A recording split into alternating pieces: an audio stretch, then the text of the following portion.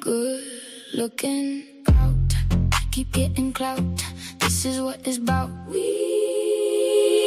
love teaching. There is no time. They programmed your mind. Construction blind. We not sleeping. Come join the love, come join the fun, and call it education. Let's get profound. Let's uncover all of the deep. Arcane things. Good looking out. Good looking out. Good looking out with no shoot out. Come join the love, come join the fun, and call it education. Let's get profound. Let's uncover all of the deep. Arcane things. Good looking out. Good looking out. Good looking out with no shoot out. Good looking out. Good looking out. Good looking out with no shoot out. Diego, we gon' go. Diego, we gon' go. Diego, we gon' go. With no so let's go. We going to go. With no so let's go. Go. Go. Let's go.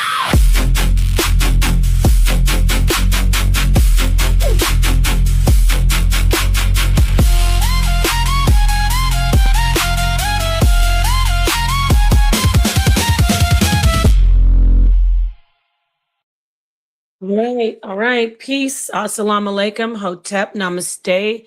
Yatahe. Shalom. Shalom. All the greetings of love and light to the darkest minds of the light.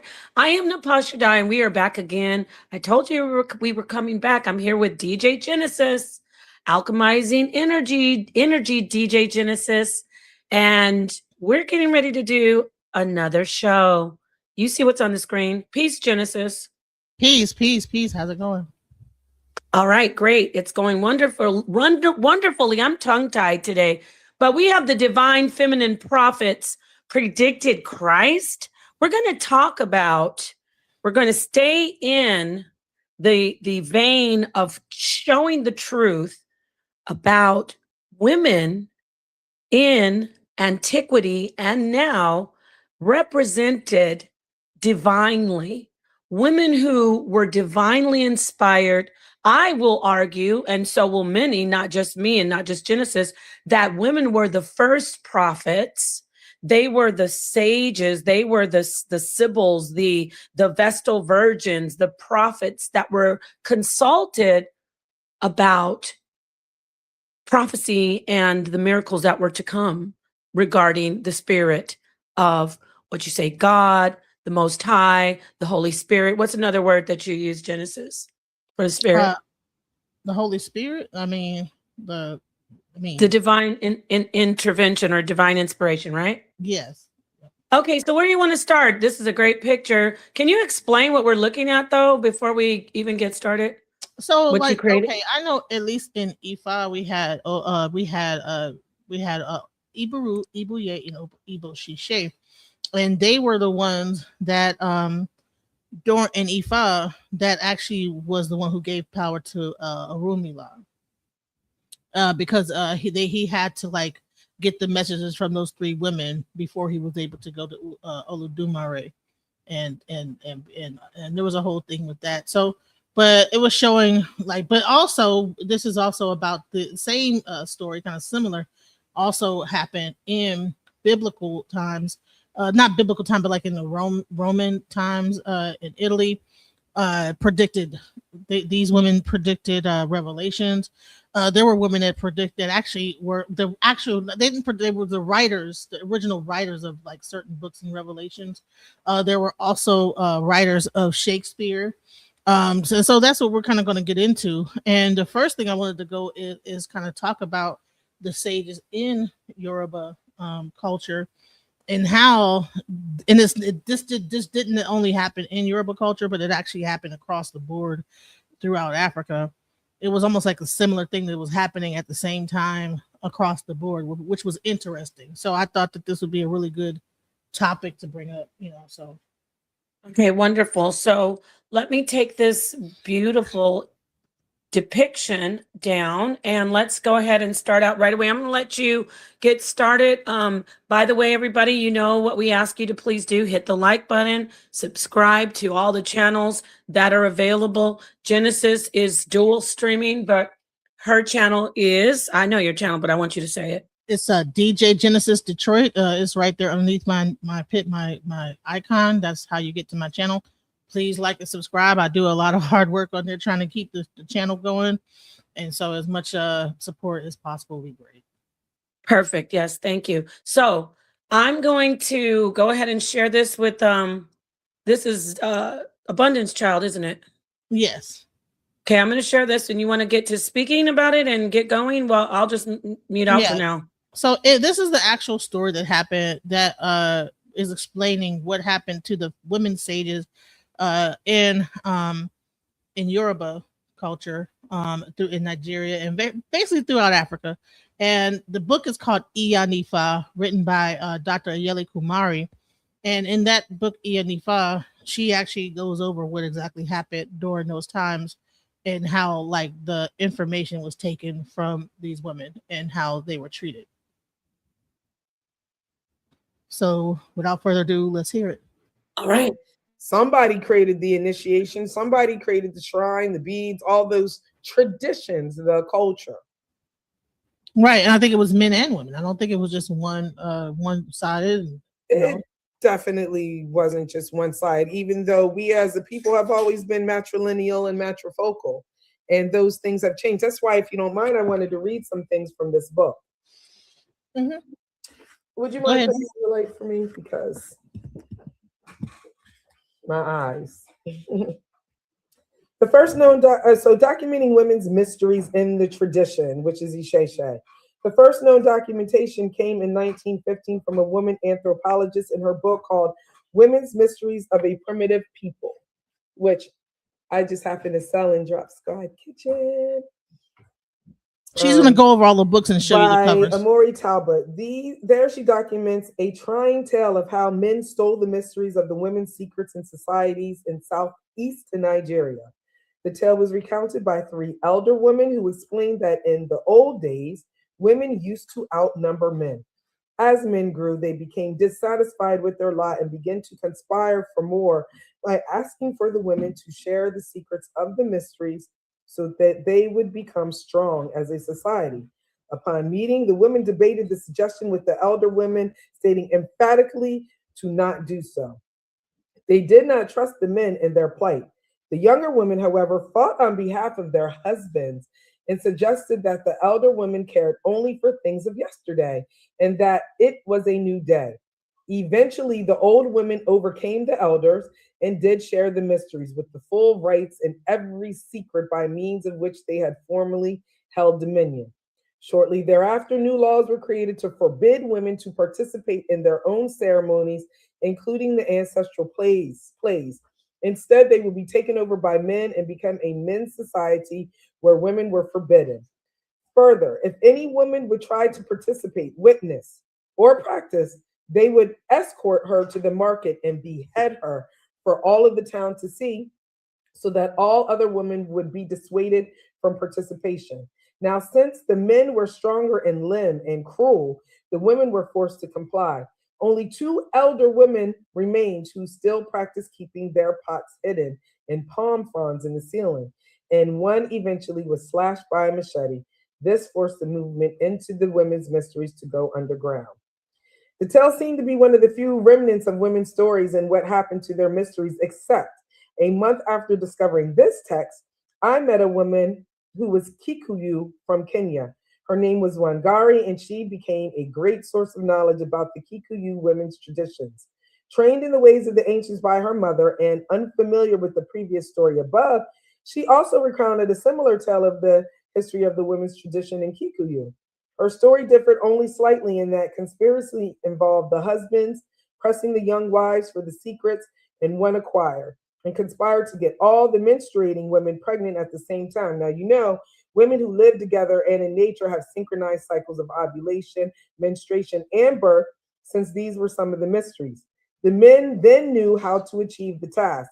Now, since the women were great fighters, they had to attack when they were weakest in order to win. And at the height of pregnancy, the women were incapacitated, and the other women that remained were elder women who were so weak. It was then that the men took over and overthrew the female chief. These stories suggest that there was a mass movement across the continent where women's mysteries were taken and then used against them. I just wanted to. All right. Thoughts? Basically, I'm just listening how the women, it was taken away from the women. And then if they were able to, if they tried to practice it, then they would behead them. They would be taken out. Yeah, that's crazy. Someone That said makes sense. Someone said in the comments they beheaded and ate her. I don't know about the eating part. Wow. Oh, I believe that. FS Straight Theo. I can buy that for sure. Because they believed in the power. They knew that she had the power, and they do that today. They believe that when they eat the person, they get their powers.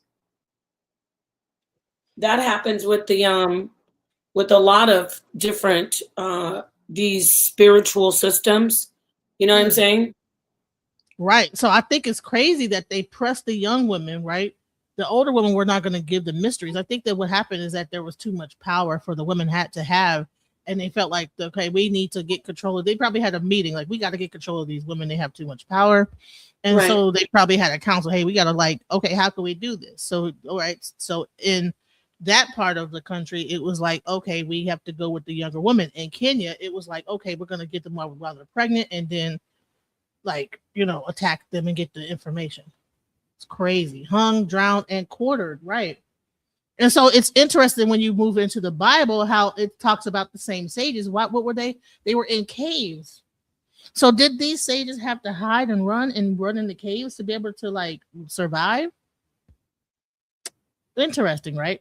So, I mean, it's interesting when you actually look at this whole thing, is that these women, whenever you see them, even because they talked about how in the movies there's like these women that are like these older women, they make them look like they're all decrepit and witchly and looking crazy and stuff like that in a cave somewhere. And somewhere during the quest, they have to see these women that is deep dark into this darkened cave, and they're having to live in isolation. So it's interesting when you get into a lot of shamanism, there's like this isolation situation, and I wonder why. Is because, like, was they in danger?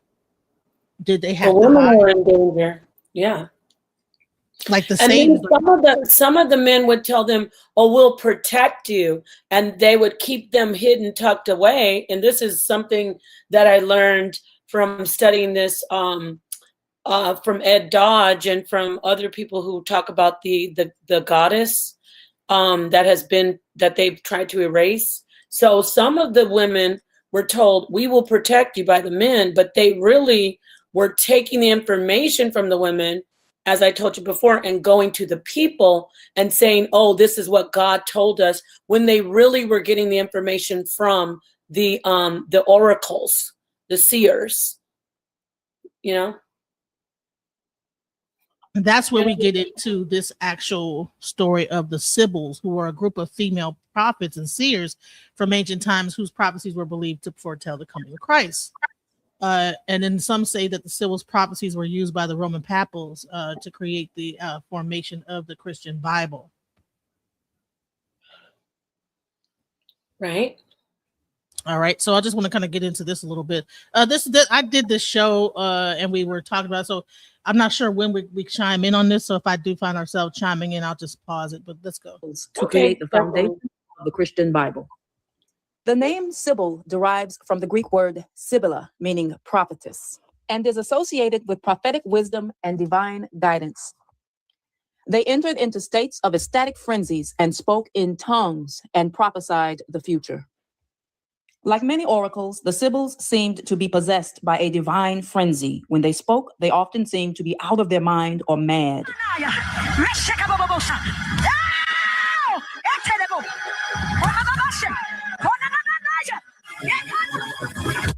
To the ancients, this was not an indication of fault, Rather, Real it was an quick, pause it, invitation. because I wanted to say this to people.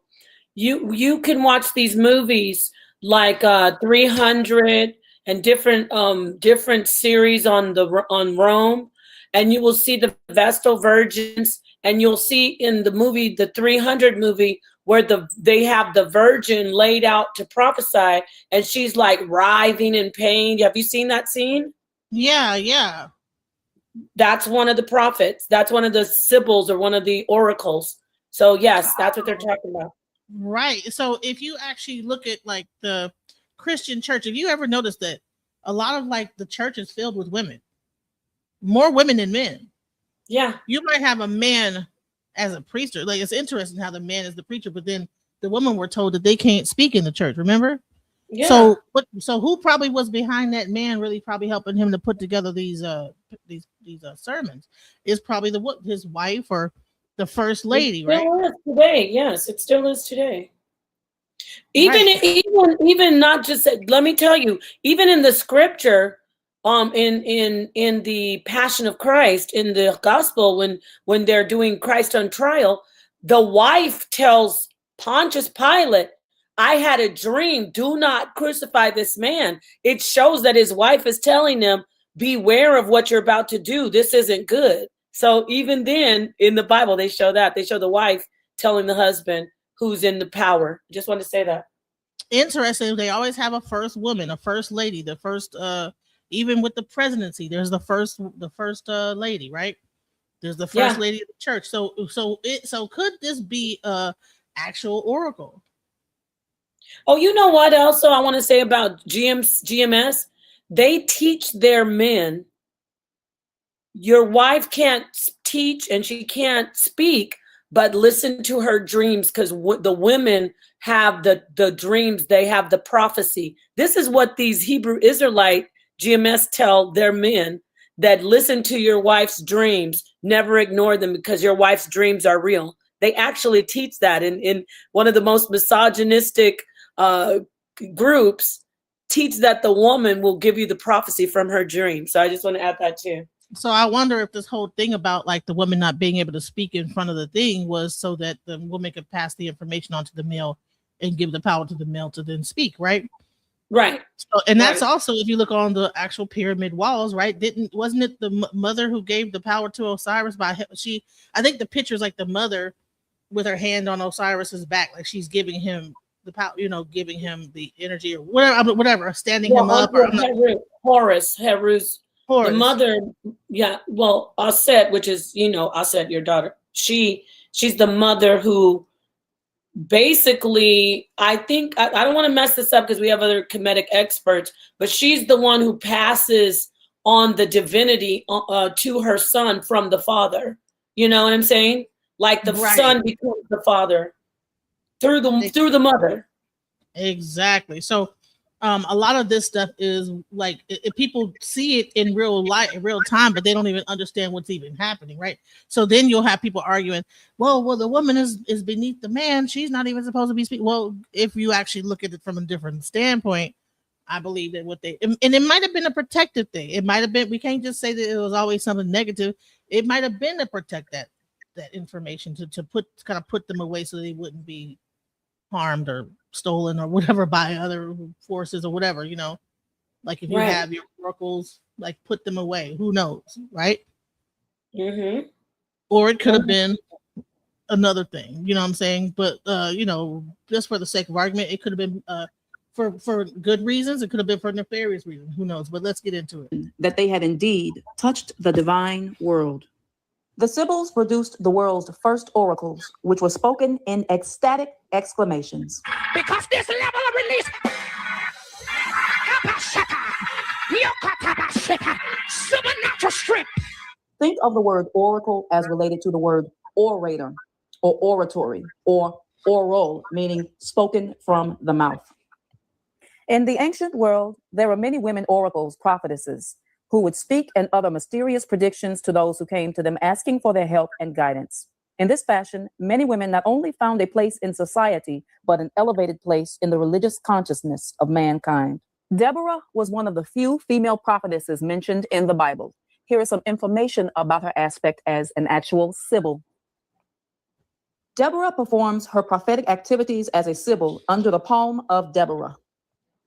There were other prophetesses implied and subtly mentioned in the Bible, such as prophetess Deborah, prophetess Miriam, and also the unnamed wife of prophet Isaiah. In Isaiah chapter 8, verse 3, Isaiah states, "And I went unto the prophetess, and she conceived and bare a son."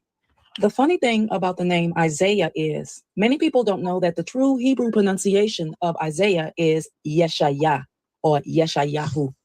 And another thing that people often tend to overlook about the name Isaiah or Yeshayah or Yeshayahu is that it means salvation or Yah's salvation. Now, another thing to note, going even deeper, is the prefix Yesha is feminine in origin. All right. Any thoughts on that? So far so good. I mean, this is talking about, yes, the name Yahawashai or Yeshua means salvation. Actually, it means God saves. So, but the root feminine, like she said? Yesha. I don't know. I can look it up real quickly. I don't know if it's feminine. The root saves. I'm looking it up right now. The name Yesha is of Hebrew origin and is often used as a feminine given name. Yesha, the name Yesha. Okay, let's see. It's derived from the Hebrew root Yasha, which is also the root for Isaiah. Yeshua. So let's see if it's a feminine root. Looking right now. Just a moment. Okay, let's see here. I want to show me. Chapter 10. Woe to those who enact evil statutes and to those who Oh, that's me, huh? I was like, what are you doing? So as to I was like, what are you doing? That was me. Did you hear it? Yeah. I don't know what that was. That's crazy. Well, FS Dratio says yes, it is. I'm not Sure. I'm just double checking. I believe it, but you can keep going. I'm just gonna double check it because I didn't know that Isaiah was a feminine root. I didn't know that.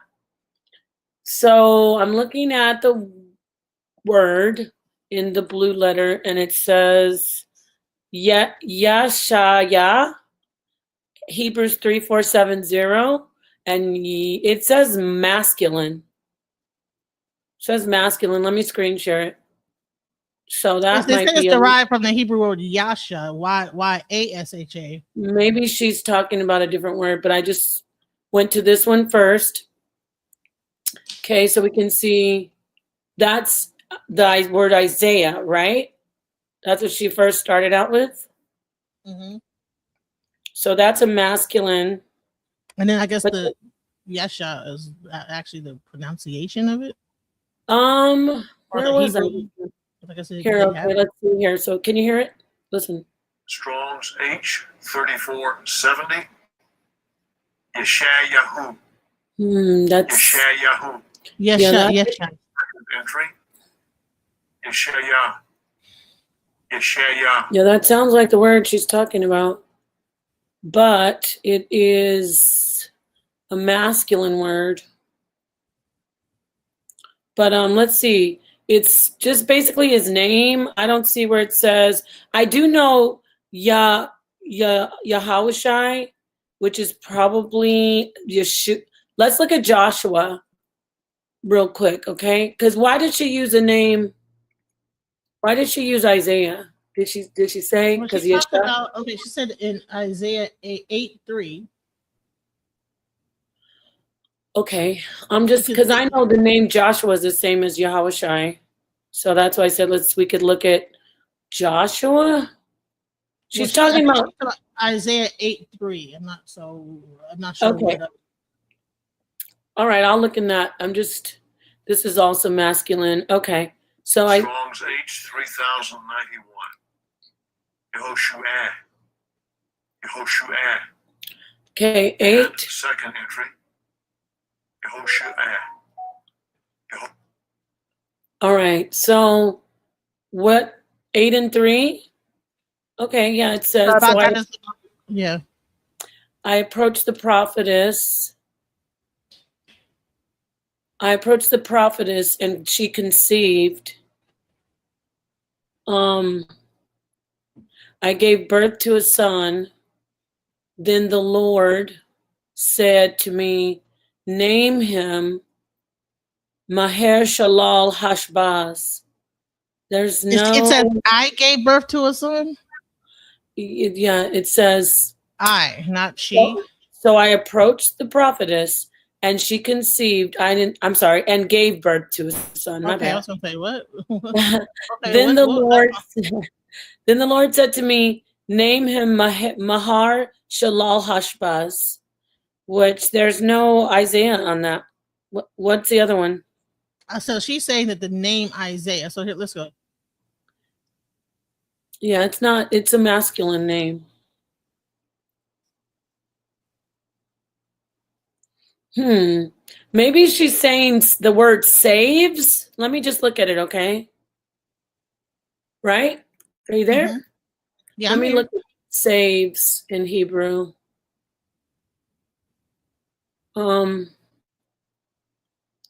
Saves in Hebrew is let's see here. Today rejected your God who delivers you. I think that was the word, delivers. From, I thought we had saves on here. So was the word save it? Was it another word for save, like delivers, or Yeah, I think delivers might be the word. maybe a feminine? Is she saying that on her breakdown?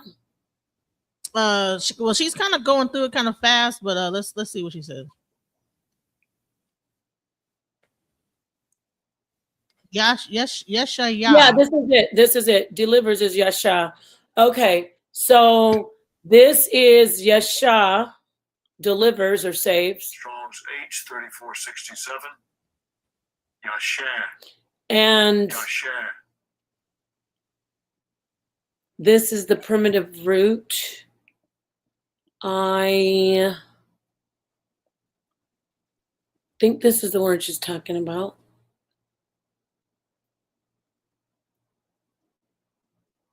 So who said it, F.S. Drathio, that this is the word? She said it's feminine. He did. That's all he did say is yes, it's feminine.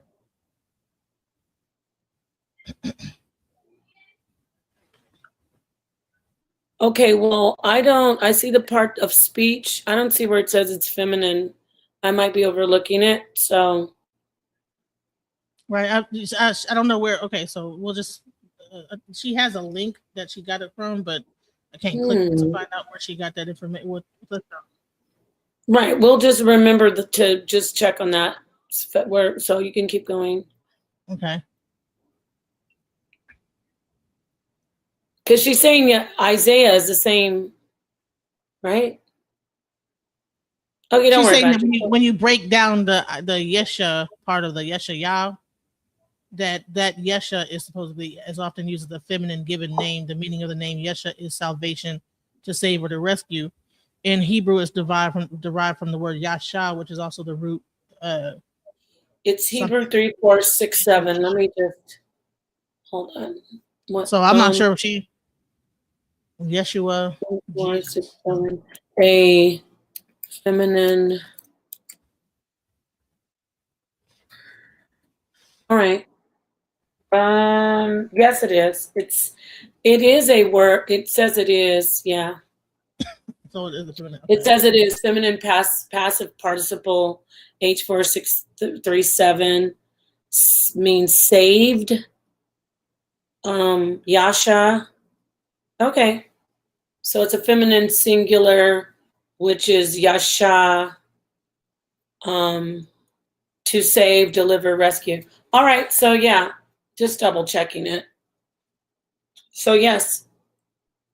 Right. Okay. So it's interesting. Like this, she's an ephod priest. It's interesting that I'm finding so much of a crossover between a lot of ephod priests and like the tour, like people that they know like some. I'm not sure if they all were Hebrew Israelites. Then they came into ephod.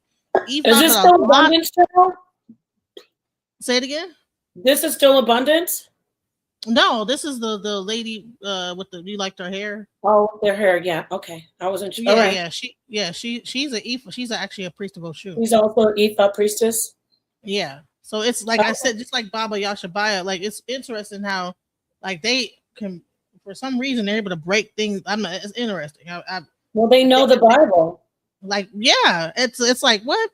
But I think it's also because there was because I think that when you go into certain aspects of Africa, you have Israelite, like a community of Israelites. So there's like a combination because some of them even in some of the Congo like when you go into Palo Mayombe, which is more a Congo based, kind of African traditional religion, they will say Assalamu alaikum.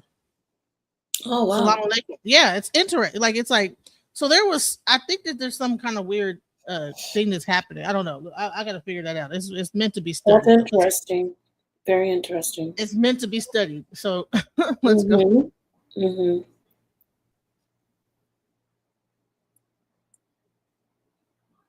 Oh, let me take my share down and you share yours. Sorry. Oh, I'm You sorry. got- Could they hear it? Are you playing it? No, I'm sorry. There Oh, you they go. couldn't hear it. Oh, okay. Go back. I'm sorry. All right, so let's go back. Let's go. And subtly mentioned in the Bible, such as prophetess Deborah, prophetess Miriam, and also the unnamed wife of prophet Isaiah. In Isaiah chapter 8, verse 3, Isaiah states, "And I went unto the prophetess, and she conceived and bare a son." The funny thing about the name Isaiah is many people don't know that the true Hebrew pronunciation of Isaiah is Yeshayah or Yeshayahu. And another thing that people often tend to overlook about the name Isaiah or Yeshayah or Yeshayahu is that it means salvation or Yah's salvation. Now, another thing to note going even deeper is the prefix Yesha is feminine in origin. Also, Isaiah is the prophet in the Old Testament that implied the coming of a Christ. So with that being said, and Isaiah's book being a lot about salvation, Yeshayahu, salvation, could it be that Isaiah's wife is actually the one that prophesied the coming of Christ with the Sibyls foretelling the coming of Christ, as we will see in the upcoming receipts in just a minute. Now, I will also give a quick reference to Miriam, who was another prophetess in the Bible. Then Miriam, the prophetess, the sister of Aaron, took a timbrel in her hand, and all the women went out after her with timbrels and dancing. Praying and I gotta get it out. I gotta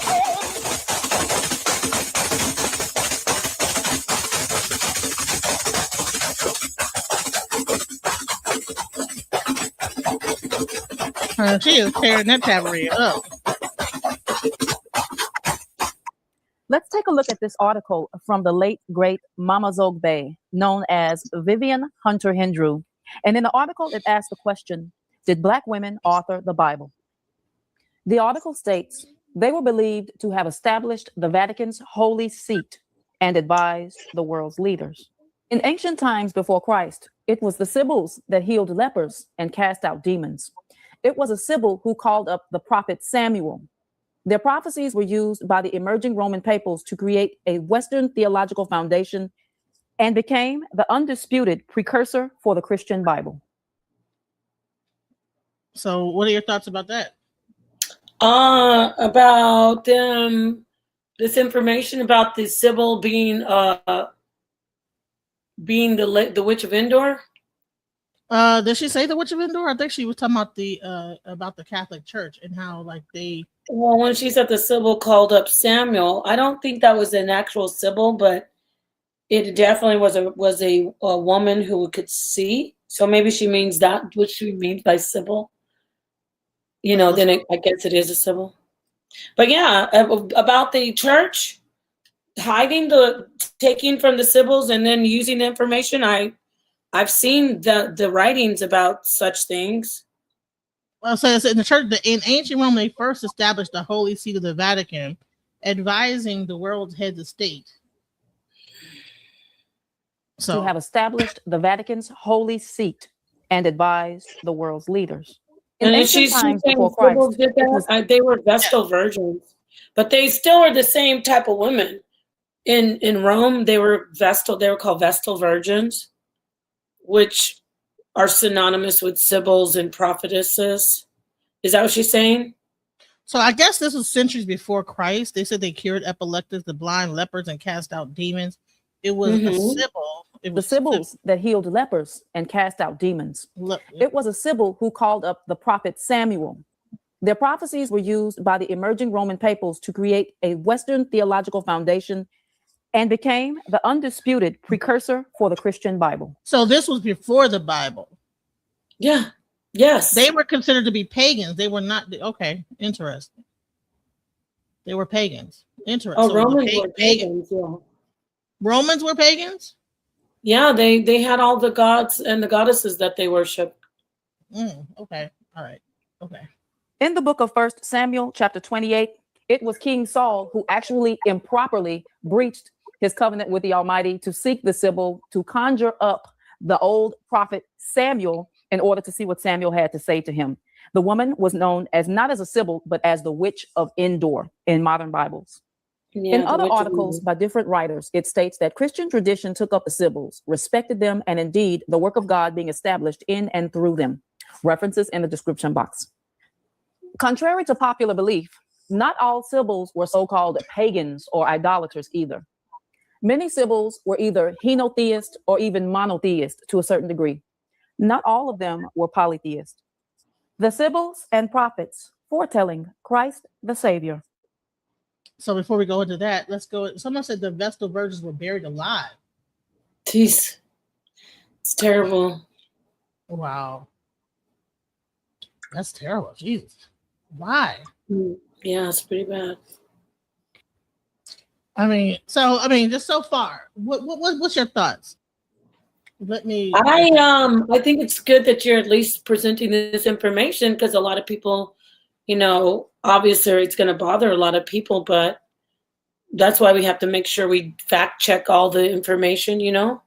I think it's important to at least talk about it and see if it's true. I myself have done research on this, so I know that it's valid, but I'm just talking to the audience. It's something that it's information that has been fact checked, but you got to do your own research. But what's interesting is when you talk to some of the, when you get to some of these Christian, they will be like, oh, or not Christians, but like the manosphere, they'll be like, why does women always try to act like they were above men and better than men? It's like, it's not a competition. It's not a competition. This is history. This is what happened. Yeah, they don't like to hear the truth. That's why do your research. If you don't know for sure, she's giving you sources. You can always check them out. So shout out, let's go. And how they were doing stuff. Let's go. Let the Sibyl prophetess then be the first to sing to us the song of salvation. Indeed, Christians believed that they, the Sibyls, gave authentic prophecies, not only of the coming of Christ, but also of the end of the world. Their prophecies about the end of the world have been. Let me go back, because she's skipping. Like, there's a lot that she's just in these slides that she's going. It's like she's going through. She's flying, ain't she? Okay. The Sibyls were not false prophetesses. Their words, or at least words believed to come from them, were often quoted by Christian apologists as they defended the Christian faith, such as can be seen in the way of St. Clement of Alexandria used their words in his exhortation to the heathen. Like, so you don't stop the slide. I mean, there's way more in these slides than what she's even saying. She's just kind of skimming through it, but that's interesting. Not only of the coming of Christ, but also of the end of the world. Their prophecies about the end of the world have been preserved in holy tradition as they are remembered in the Dies Irae. Have you heard of the Dies Irae? The Dies Irae? Yeah. Where's that at? Let me read it. Where is she saying that? I don't think I'm familiar with that. No. What is it? Called the Dies Irae. Dies Irae. No, I'm not familiar with that. What did she say it is? Hold on, here it is. They lived a life which separated them from the ordinary world, found themselves touched by the holy, and so through them, God was able to reach out and speak to the nations directing them to him, their prophecies about the end of the world have even been something and remembered in the Dies Irae. Dies Irae. Let's see what that is. I know it looks like it means something about God. Dies Irae. It is. The poem described the last judgment, the trumpet summoning of souls before the throne of God, where the saved will be delivered and the unsaved cast into eternal, eternal damnation. The last judgment. Oh, it's Dies, the day of wrath. So apparently they directed. I guess they had something to do with that. I'm not sure. Really? Wow. The Sibyls. I'm not sure if they wrote it or they, It says Dies Irae is a Latin sequence attributed to either Thomas of Celano or of the Franciscans or to Latino Malabranca Orsini, lector in Dominican Studium at Santa Sabini, the forerunner of the Pontifical University of St. Thomas Aquinas in Rome. Huh. So they're saying that women actually composed that. Or like that they had something to do with it some way. Interesting. Interesting. Find what she said on that. Let me see.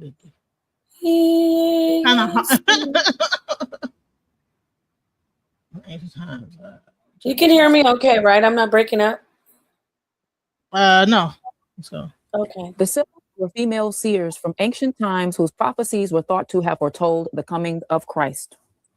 Many early Christian apologists and church fathers, including Augustine, quoted the Sibylline oracles, which many Christians came to believe were inspired by the Holy Spirit. Christians, however, interpreted some of the Sibylline oracles as divinely inspired prophecies of the coming of Jesus, especially the Sibylline prophecy of a future savior of Rome from Virgil's 4th Eclogue. The Vatican museums have multiple works of art featuring Sibyls, including the Room of Sibyls in the Borgia Apartments and the Sistine Chapel ceiling. This room of the Sibyls in the Apostolic Palace depicts 12 Sibyls or Old Testament prophets painted by Pinturicchio. The Sibyls are shown with scrolls representing the coming of the Christ.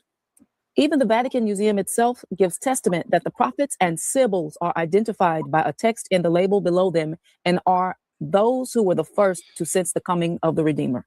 Source listed above in the red circle. All right, so how many people know that they were the first to predict the coming of Christ? How many know that they were the first to, say it again? Predict the coming of Christ. Coming of Christ. I don't know. I don't think very many people know that.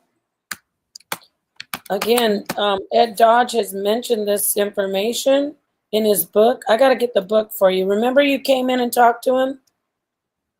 Yeah. But it's not popular and people don't like hearing it. So, but we got to keep on talking about it. Let's go. Christian Sibyls. Nascent Christianity could find no better aid for its apologetics than the Sibylline poems, and it is due to the fact that the utterances of the Jewish Sibyl have been preserved in considerable fragments, while the words of the pagan Sibyl have been almost entirely lost, although it must be admitted that the fragments of the latter, which have escaped destruction, are more pithy, poetic, and valuable than the Jewish portion. Christianity has not only preserved these poems, but has also added to them, so that the Sibylline utterances in their present form are a mixture of Jewish and Christian elements, imposing upon criticism of the task of separating them. Now let's talk a little bit about a popular Sibyl called the Erythraean Sibyl, which should really be called the Eritrean Sibyl. Mm-hmm. Remember that in those times, Eritrea and Ethiopia were one land, so it's really the Ethiopian Sibyl.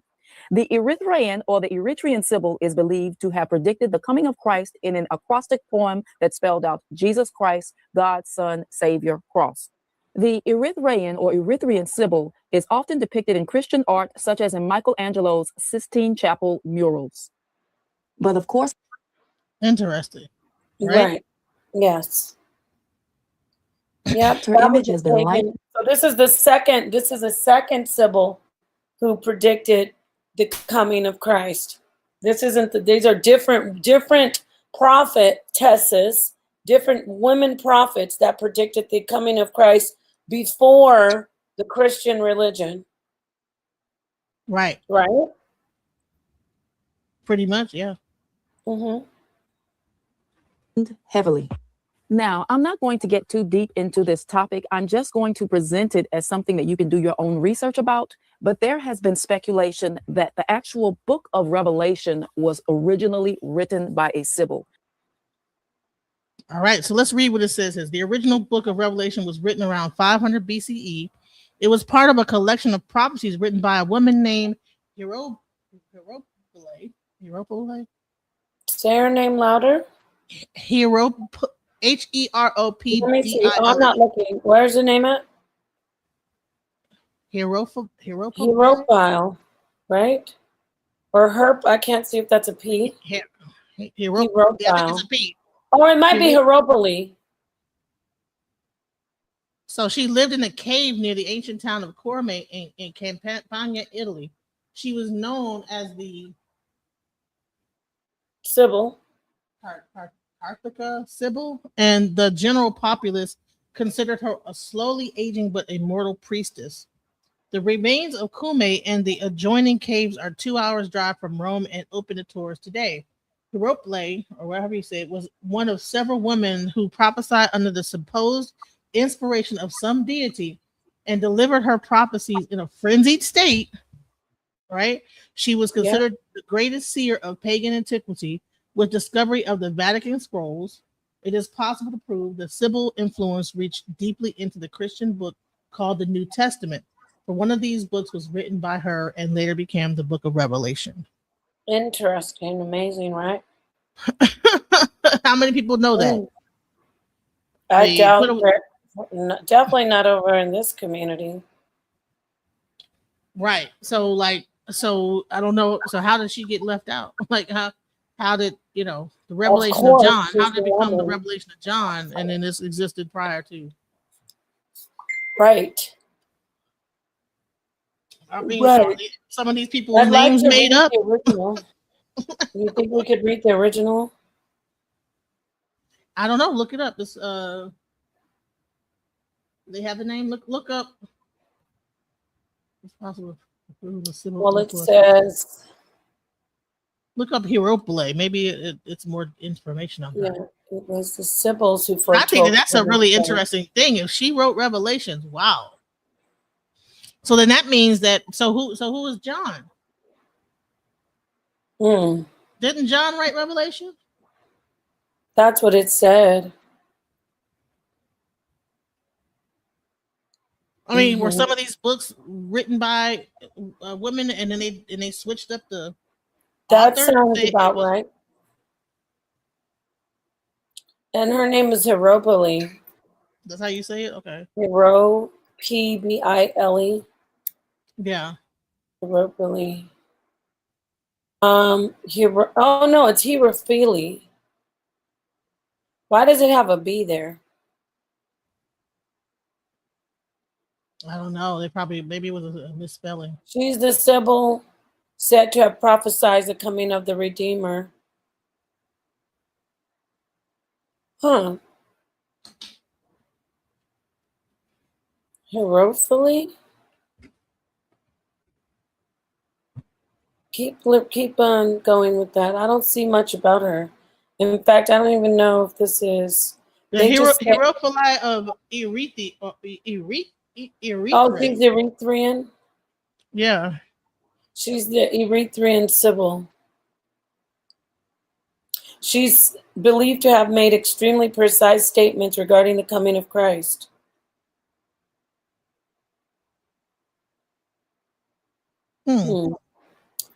Interesting stuff, y'all. Okay, so they say that she's the daughter of Zeus. Oh, who said that? There's some kind of thing. I don't know that she foretold in her oracle. Here, it says here, presumably there was more than one Sibyl at Erythrea. One is recorded as having been named Hierophile, At least one is said to have been from Chaldea, a nation in the southern portion of Babylonia, being the daughter of Berosus, who wrote the Okay. Chaldean history of Erymanthe. Apollodorus of Erythrea, however, says that one who was his own countrywoman predicted the Trojan War and prophesied to the Greeks both that Troy would be destroyed and that Homer would write falsehoods.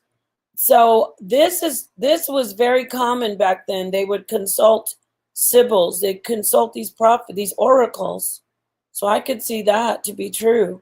It was a common thing to do, consult the oracles. Mm. Her name was Hierophile. Wild, right? Yeah, that's crazy, right? When you think about it, right? So, Mm. So on Very this part, I'm interesting. going to provide you some evidence from some articles and some research, and you can do your own research about this particular matter because I'm actually not too well versed on the Revelation part of what we're discussing. The original book of Revelation. The original book of Revelation was written around 500 BCE. It was part of a collection of prophecies written by a woman named Hierophile and lived in a cave near the ancient town of Cumae in Campania, Italy. She was known as the Cumaean Sibyl, and the general populace considered her a slowly aging but immortal priestess. But remains of the Cumae and the adjoining caves are 2 hours' drive from Rome and are open to tourists today. Hierophile was one of several women who prophesied under the supposed inspiration of some deity and delivered her prophecies in a frenzied state.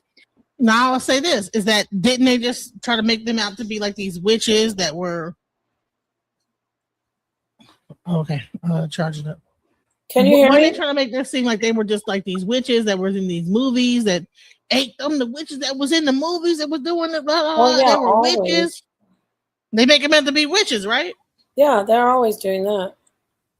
But people, I mean, these people were revered. So I'm trying to understand, like, were these people revered or were they? They were at first revered early on, but at this point, what we're talking about, this era, they were exploited, meaning they were oppressed and really held back. They were isolated from the general public, and they were kept away from everyone. And only the men that were like the leaders of the church had access to them and would consult them and then bring the information to the people. So before that, though, when you go back, before, what is this, 500 BC? Yeah, BCE. Yeah, BCE. So before that, before this, if you go back about, 1,000 years before this, or maybe even 500 years, they had more power. You understand? Like they could move So they had to around. like run to the caves or whatever. They got so. Yeah, they or were did they tell them to go in the cave to protect them, and or were they hidden off so that only certain people knew who they were to even be able to go to get them? They told them that it was protection, and it may well have been a protection at first, but then after a while, they were restricted from what they could do. They kept them away from people. They locked them away, and they would only have access to them. So they really had a miserable existence. They were prisoners. And this is something that is documented. They were held away from everyone.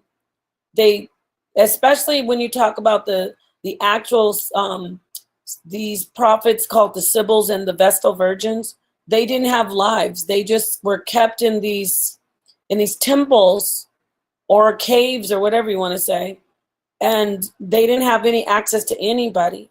So that's how they got their information and named it, put other people's names on it, It's crazy. So Yeah. Drathio says, why was she in a cave? And then he says, where Can do we- dragons hide? In a cave? Like, he said they were Yeah. seers. Dragons in Greek means to see. Well, caves were very sacred places, like grottos, caves. that's where a lot of spiritual like spirits were how do you say, people could connect with spirits. They believed that, and even now, that God is in the mountain, you know, like spirits are within the mountain, and the mountain is very majestic. Yeah. So That even still with, exists today in Amazon and the shamanism and the Incan Maya, the Incan shamanism. You have to go to the top of like, well, that whole civilization is at the top of the mountain, you know, like certain. But if you want to become a shaman, you have to go even higher up on that mountain to get that shamanhood to like to yeah. So that's interesting. oh yeah, that's cool. Because when you think about it, all civilizations, the mountain is holy across the board, right? Yeah, They're seen as God in the mountain. So that's why caves are usually obviously in the mountain, in the mountainside. And when you see him talk about dragons, that's interesting because that's also where dragons lived. They lived in the mountain, in deep in the mountain, which would be a cave. You know, right. And then that goes into that serpent type of thing too, right? there you go.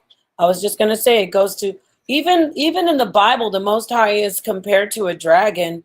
It says that his snout, it has smoke coming out of it in the Bible, in the You know Old what? In Testament. Ifa, you know that Olodumare, the god of the Ifa, is the rainbow serpent. See, the serpent and the rainbow. Yeah, the rainbow serpent. So Yeah. these that's why I'm saying, like, when did the serpent become evil? With modern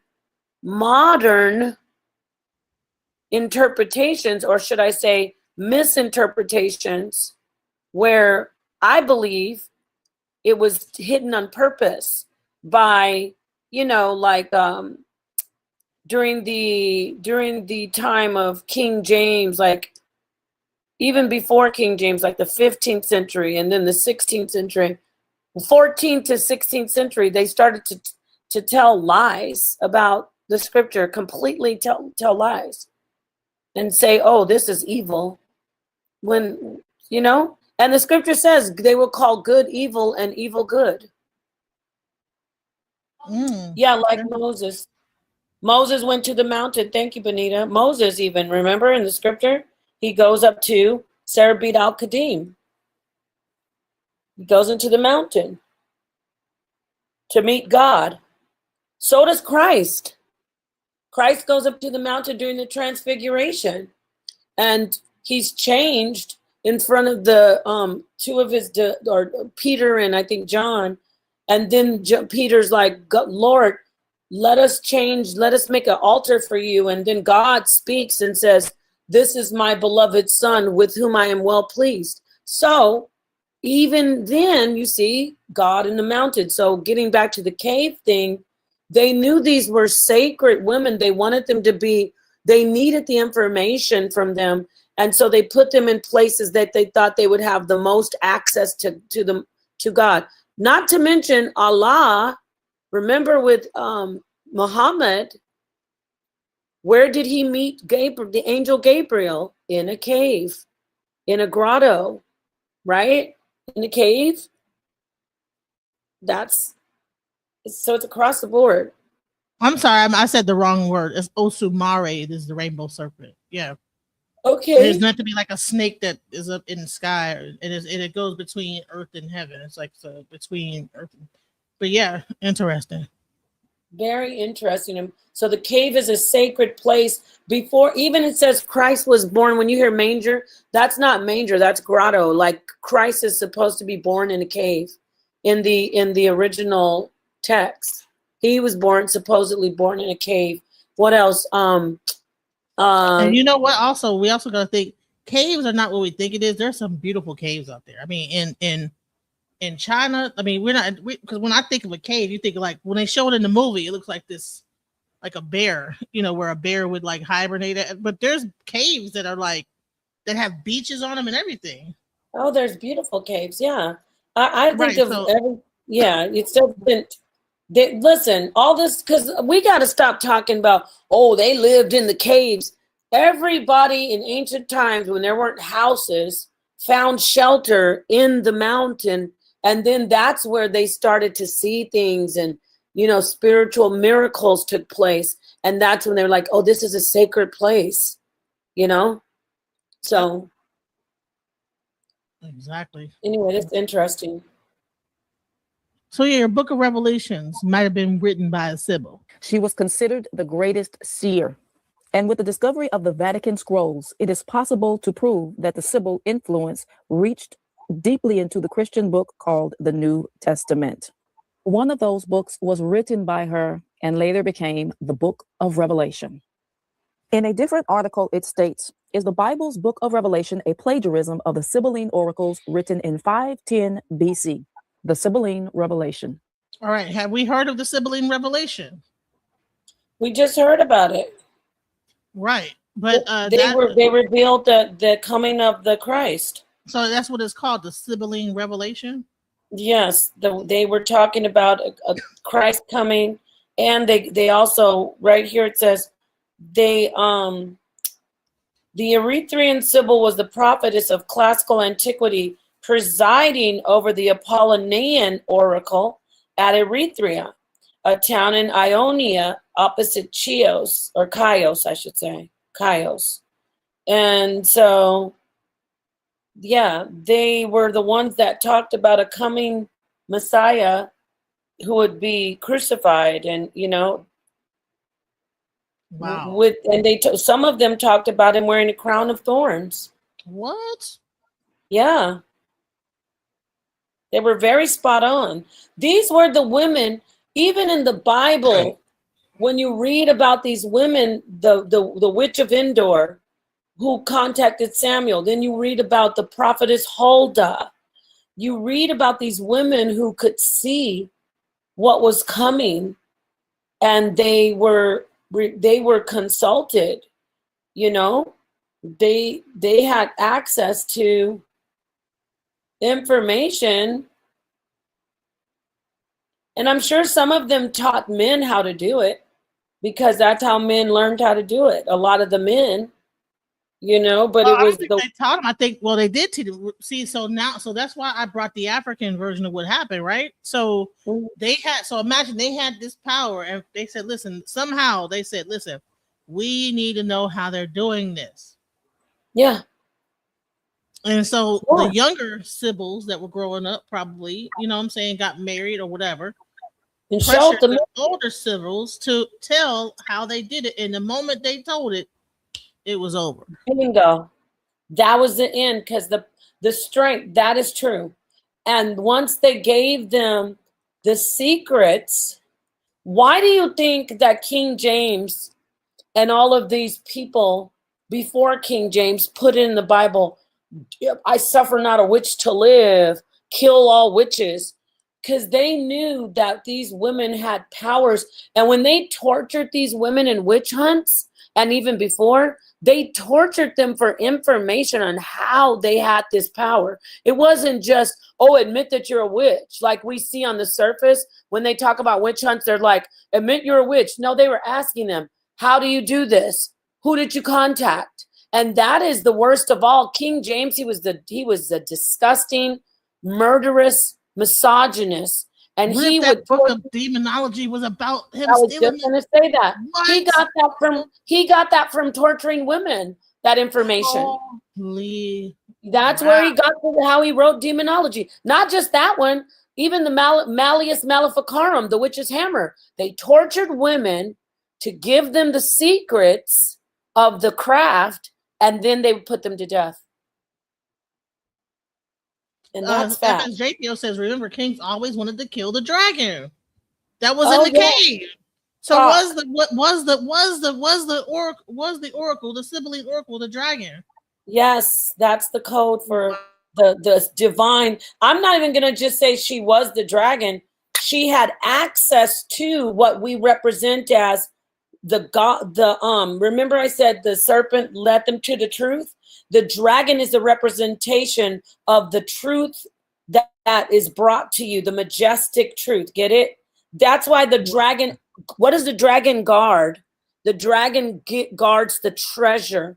It's not just monetary like jewels and precious metals. It is that secret, arcane, hidden craft, how to contact, how to see beyond this realm, beyond the veil.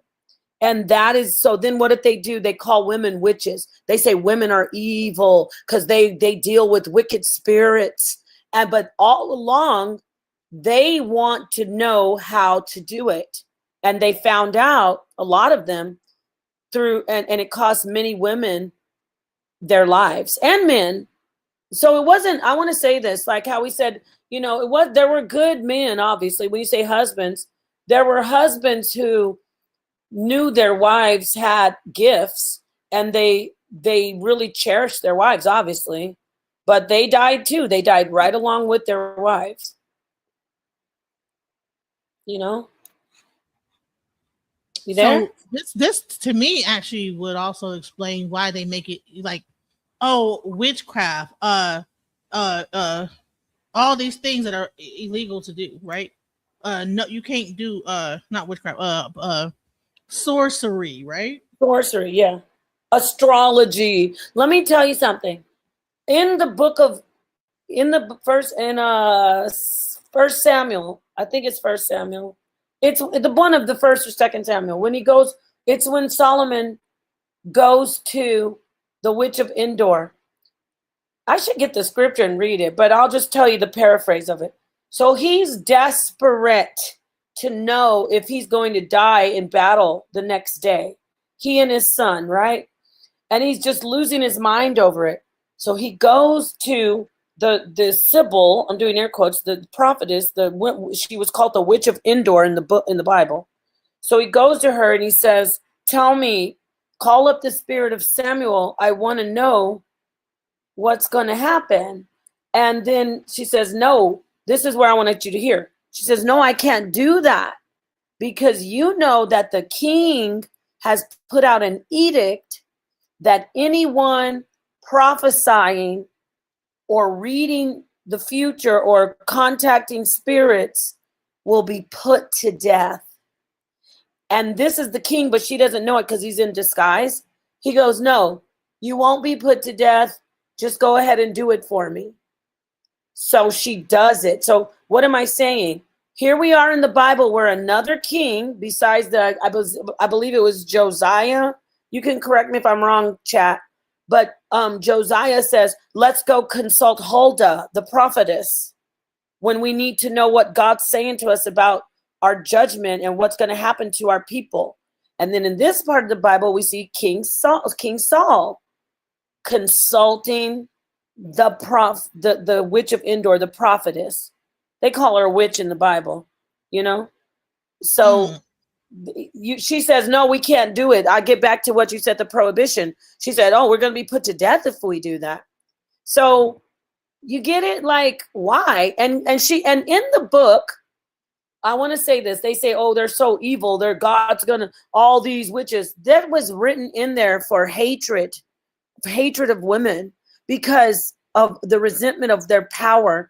And what was said in that book, it said after she told him that he was going to die with Jonathan, he was white as a ghost and he was sick or whatever.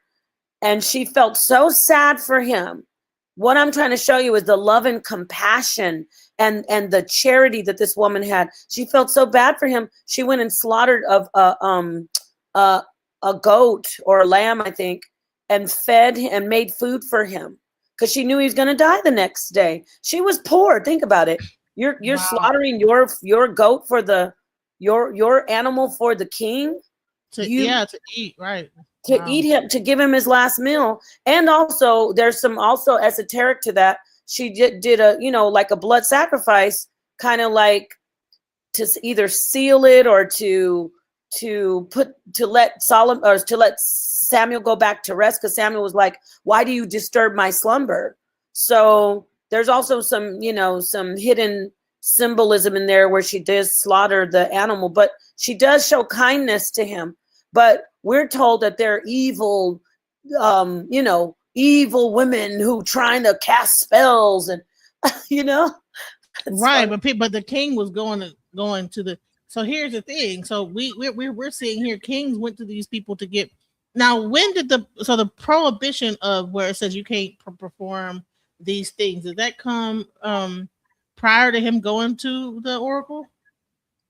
He was prohibiting in the story. Now, whoever the authors were, I don't know if it was Deuteronomistic, meaning these certain people after the captivity, Babylonian captivity, we had authors that were called Deuteronomists, and they made a lot of stuff like, oh, this is evil. This is why we're suffering because we were doing this stuff. So I got to check and see if Samuel, First and Second Samuel, are Deuteronomistic authors. But anyway, I digress. The answer is that king in that story, which was Saul, prohibited people being oracles, right?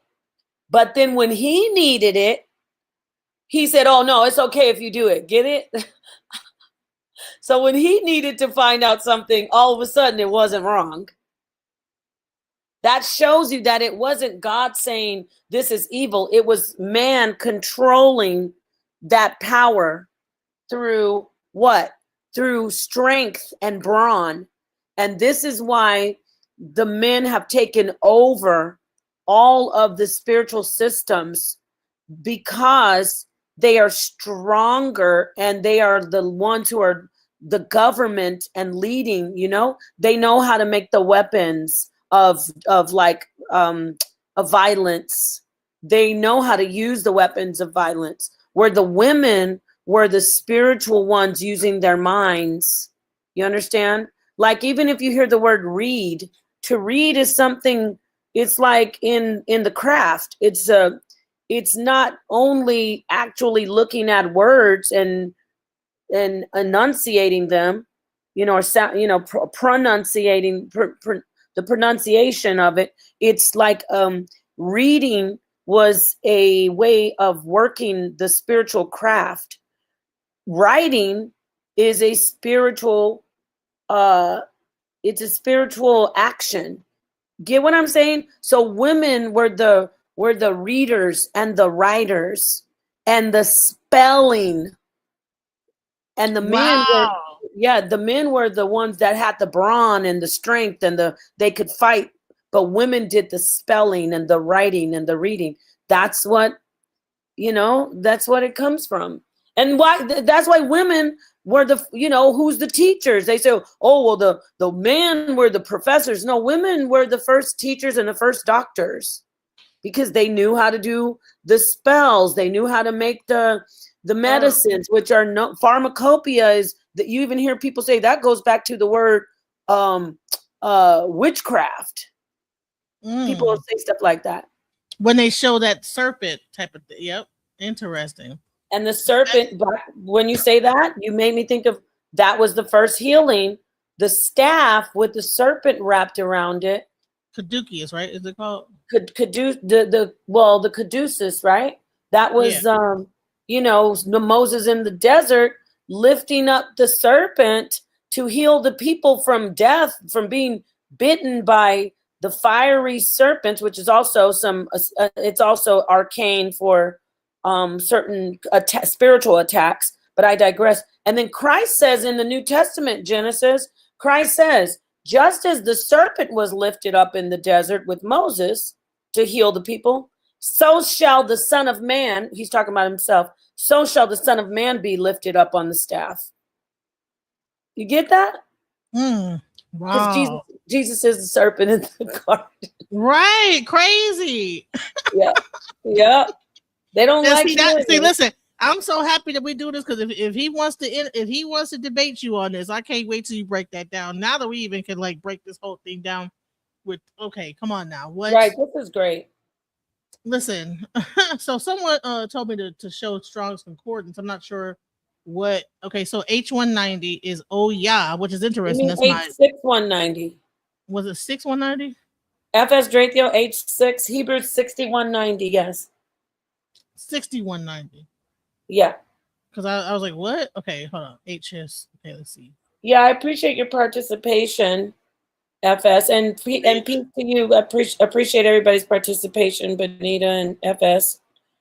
What do we got there? Orla. Orla. Word of origin, feminine H1. The preface. Huh. Foreskin plus uncircumcised. This is what does this have to do? What is uncircumcised foreskin So- is a feminine thing or something? No. This isn't feminine. But what did you mean by? I want to see what he was getting at with that. Where it's going. Or like Orla. I'm trying to. Are you saying that it has something to do with? What is it? It's feminine. Oh, okay, I get you. So what was it? What is it that you're correlating it with? That the uncircumcised penis is feminine? Like The foreskin is the preface, right? King David was. Oh, I got you. I remember now. FS, when he went and got all those foreskins, right? That was like some kind of esoteric spell or something. ritual or something. Remember when he had to bring back all those Philistine foreskins? Wow. Philistinian. Let me see. How many foreskins did he have to get? The preface. Foreskin. David. He had to bring them, and he had to bring them so he could win the woman as his wife. Wow. That's so crazy, that's a right? spell. He was doing spell work. 200 Philistines. Yeah, and that was the bride price. Wow. It says King Saul originally demanded 100 in an attempt to get David killed in battle, but David went above and beyond, and he doubled it. This is wild. It was women's mutilation. He said it was women's mutilation. It was men, though. But I'll say this. There's something going on with that, because I was always like, why would he have to bring back foreskins? But it sounds like it was feminine. Well, maybe I don't know. He's saying it was woman, because if it's a female, a feminine, the foreskin uncircumcised, is that a female like vaginal mutilation? No, I mean it could be a feminine word and still be. Let me see. Of male member, So why 200 Philistine foreskins? People always trying to figure out why. It was David played along. It just doesn't make sense that he had to bring, but on the surface you hear, because it was showing that he went into battle. But why does he have to bring back their foreskin? Why couldn't he bring back their heads or their, you know what I mean? Their arms. Why their foreskins? Because in battle they did bring back the hand often. If you look at like outside of the Bible, like warriors would bring back a body part of the people that they slaughtered to show that they slaughtered them. But their foreskins? Yeesh. FS, can you come up to explain what you mean by this? Because I'm trying to figure out, are you trying to say that he was performing feminine genital mutilation in this situation? No, he wasn't, though. These were male members. Okay.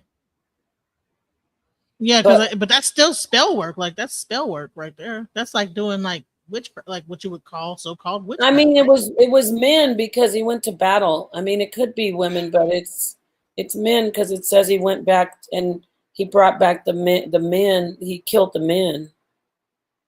Oh, okay. So I guess he was probably taking it. There was probably some kind of FGA going on. Okay. Yeah, but I wonder what FS was getting at.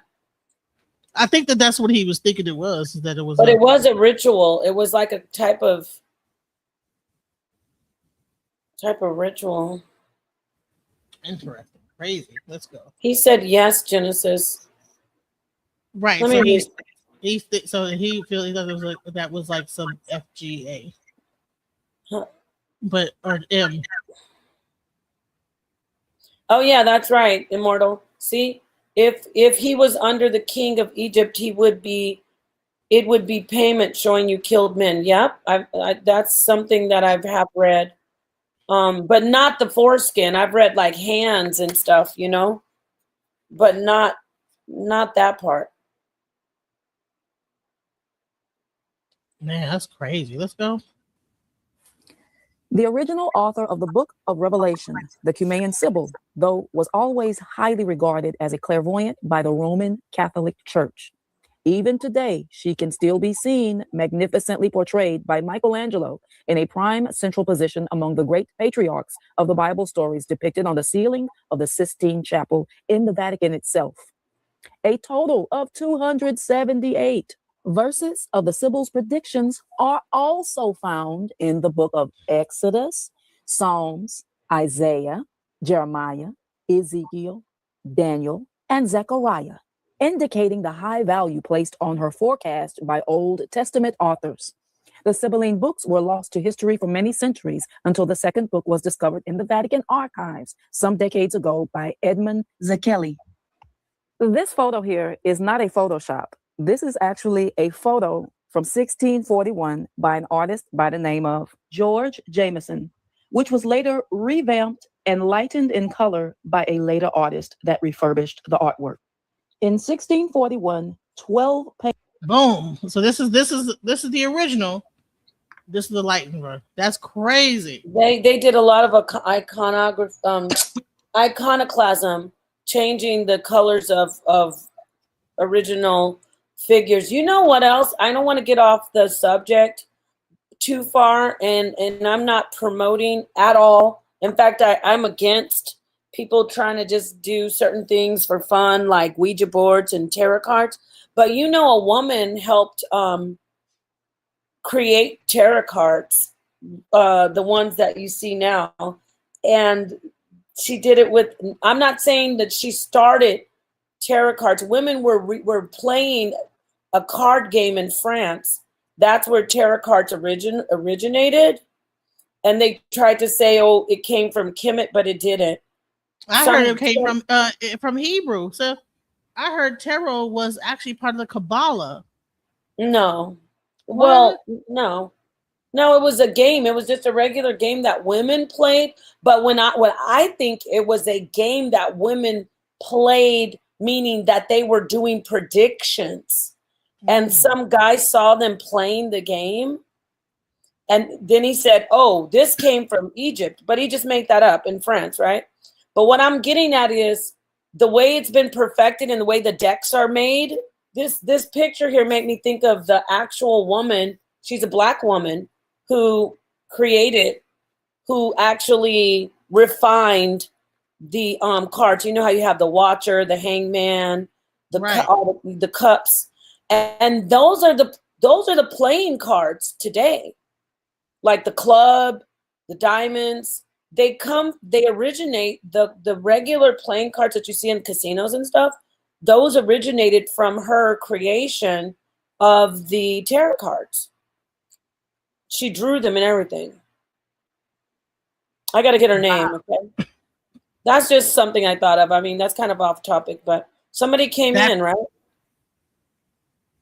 Huh? I thought I saw somebody come in.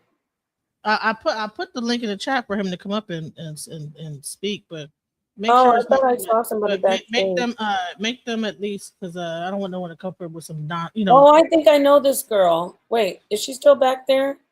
Oh yeah, I know her. She's a young lady that gets on sometimes, but she left. Anyway, so what were you? Go ahead. What were you saying? No, I think it's crazy how they did that. That's like, wow, like they changed the actual color. So they was having like racism going on back then. Like they had to change the color of the person. Well, yeah, I guess they did. So here it is. Her name is Pamela Coleman Smith. She created the first fully illustrated tarot deck, including all major and minor arcana. In 1909, at the behest of Arthur Edward Waite. The deck was published that same year by William Ryder and Son. That's why you see today you can get the Ryder decks. You know, where you see the bicycle, the Ryder decks, the carts. Have you seen that? Yeah. The actual 50, the 52 carts. Yes. She was so a black woman is the one who did that. Wow. Who created the first fully illustrated tarot deck. I thought of that because you showed me that picture of that lady and how they changed her. Because Right. that happened with the tarot card. Basically, she made playing cards, but they were the first tarot cards. Mm. So So when just you like play- Ouija was promoted as a game at first until people started. exactly by what were they called? Brothers, something brothers. There was something, but Ouija boards were around before they made it a game. Mm. Wow. Do not play Ouija boards, y'all. Yeah, don't do it. No. You don't want to mess your life up. This Right. one girl was messing. Remember that little girl, that teenager, that it was a trend talking about calling on Baba Legba? Yeah. And those teenagers were ending up just unalived. Yep. You don't mess around Yeah, with you, that, you you don't guys. you don't fool around with stuff you don't know how to do. This stuff is usually done by initiated priests. So, Paintings representing the Sibyls were gifted to King's College by Principal William Guild. A receipt found in the archives implied the identity of the original artist to be George Jameson, but affirmed that during the 18th century, the works had been restored and repainted by Cosmo Alexander. There were many other depictions of the Sibyls, especially in medieval times, that had them looking more mulatto, where you could still see the Africoid phenotype on the depictions and even braided hairstyles. But as time went on, the pictures of the Sibyls got whiter and whiter, of course. Many say that the race and the ethnicity of the Sibyls don't matter. And anyway, what would the Sibyls have to do with any of us over here? Well, I'm about to show you. Let's put this in proper context. now she about to break it down. She fixing to break it all the way down. Watch this. She about to break it down where they came. Watch this. Hold on, because I think that all right. I heard like some background because I got people. This was from my channel, so like we were talking about it. Is my background too loud?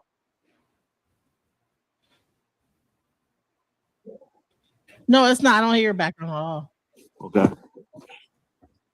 All right. So you have any thoughts? Or you want to play some more or what? No, play. Let's hear what she says about the playing background. this. All right. This Let's is go. new. I don't think that people are realizing the geography and just how close that Greece, Rome, and all of those different Mediterranean countries are to North Africa and even going down into sub-Saharan Africa, because in ancient times and even in the 80s, there was no such thing as sub-Saharan Africa and North Africa. And all of those people were people of color at that time, and they were easily going back and forth. So let's put this in proper context. Some of these places are closer than Miami is to Cuba. Some of these places are as close as Houston is to New Orleans. Some of these places are not as far as Los Angeles is to Arizona. So let's put this in proper context. It was not difficult for people to travel and get on their boats and their camels and travel back and forth. The Sibyls were a big part of the Kushite Ethiopian Empire, so-called North Africa, which is an erroneous term, and also Greek and Roman culture. They lived there because Africans went back and forth to the Mediterranean because it was so close. But let's also talk about the Roman persecution to where people of color were fleeing. They were going back down into Africa, all the way down through Egypt, through Nubia, through Sudan, and then they hit a westward move and started moving towards Chad and eventually Nigeria, on into West Africa. And that's how a lot of them and their customs ended up in the west part of the continent of Africa. Yep. Yeah. Right. So there you go. There's the map. That's how these concepts even made it into the United States. And that's where you get Ifa. You have the Cuban, Santeria. You have Condoble. You have what's it called? Obeah. 21 divisions. Obeah. All of those different variations. And then Isheshe. All those things that they brought it migrated up and down, over into, and then out.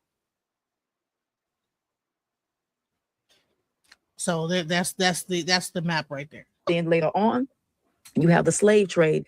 So these people moved all the way from the northern areas, fleeing Roman persecution, coming down into the continent of Africa and going westward into West Africa, eventually being caught up in the slave trade. But also keep in mind, too, even before the slave trade, these people of color were traveling to the Americas even before Columbus. They made it here and were already here establishing their customs in the West. And that is how they made it to the West.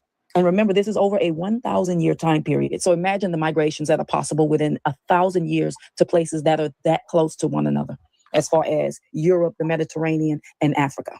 It's not very difficult to conceive if you really think about it logically. Now, since this video is about the Bible, I will discuss an old urban legend about William Shakespeare helping to edit the Bible along with King James. But that could be just pure speculation. I'm not saying that that part is fact. But I'm only bringing this up because there is a fact about one thing, is that Shakespeare lived with a woman by the name of Amelia Bassano, a Black Jewish woman from Venice, Italy, or what you would call a Moorish woman at that time. And she wrote many of the plays and the artistry work done by Shakespeare. And that has been proven. Check it out. Pause it for a second.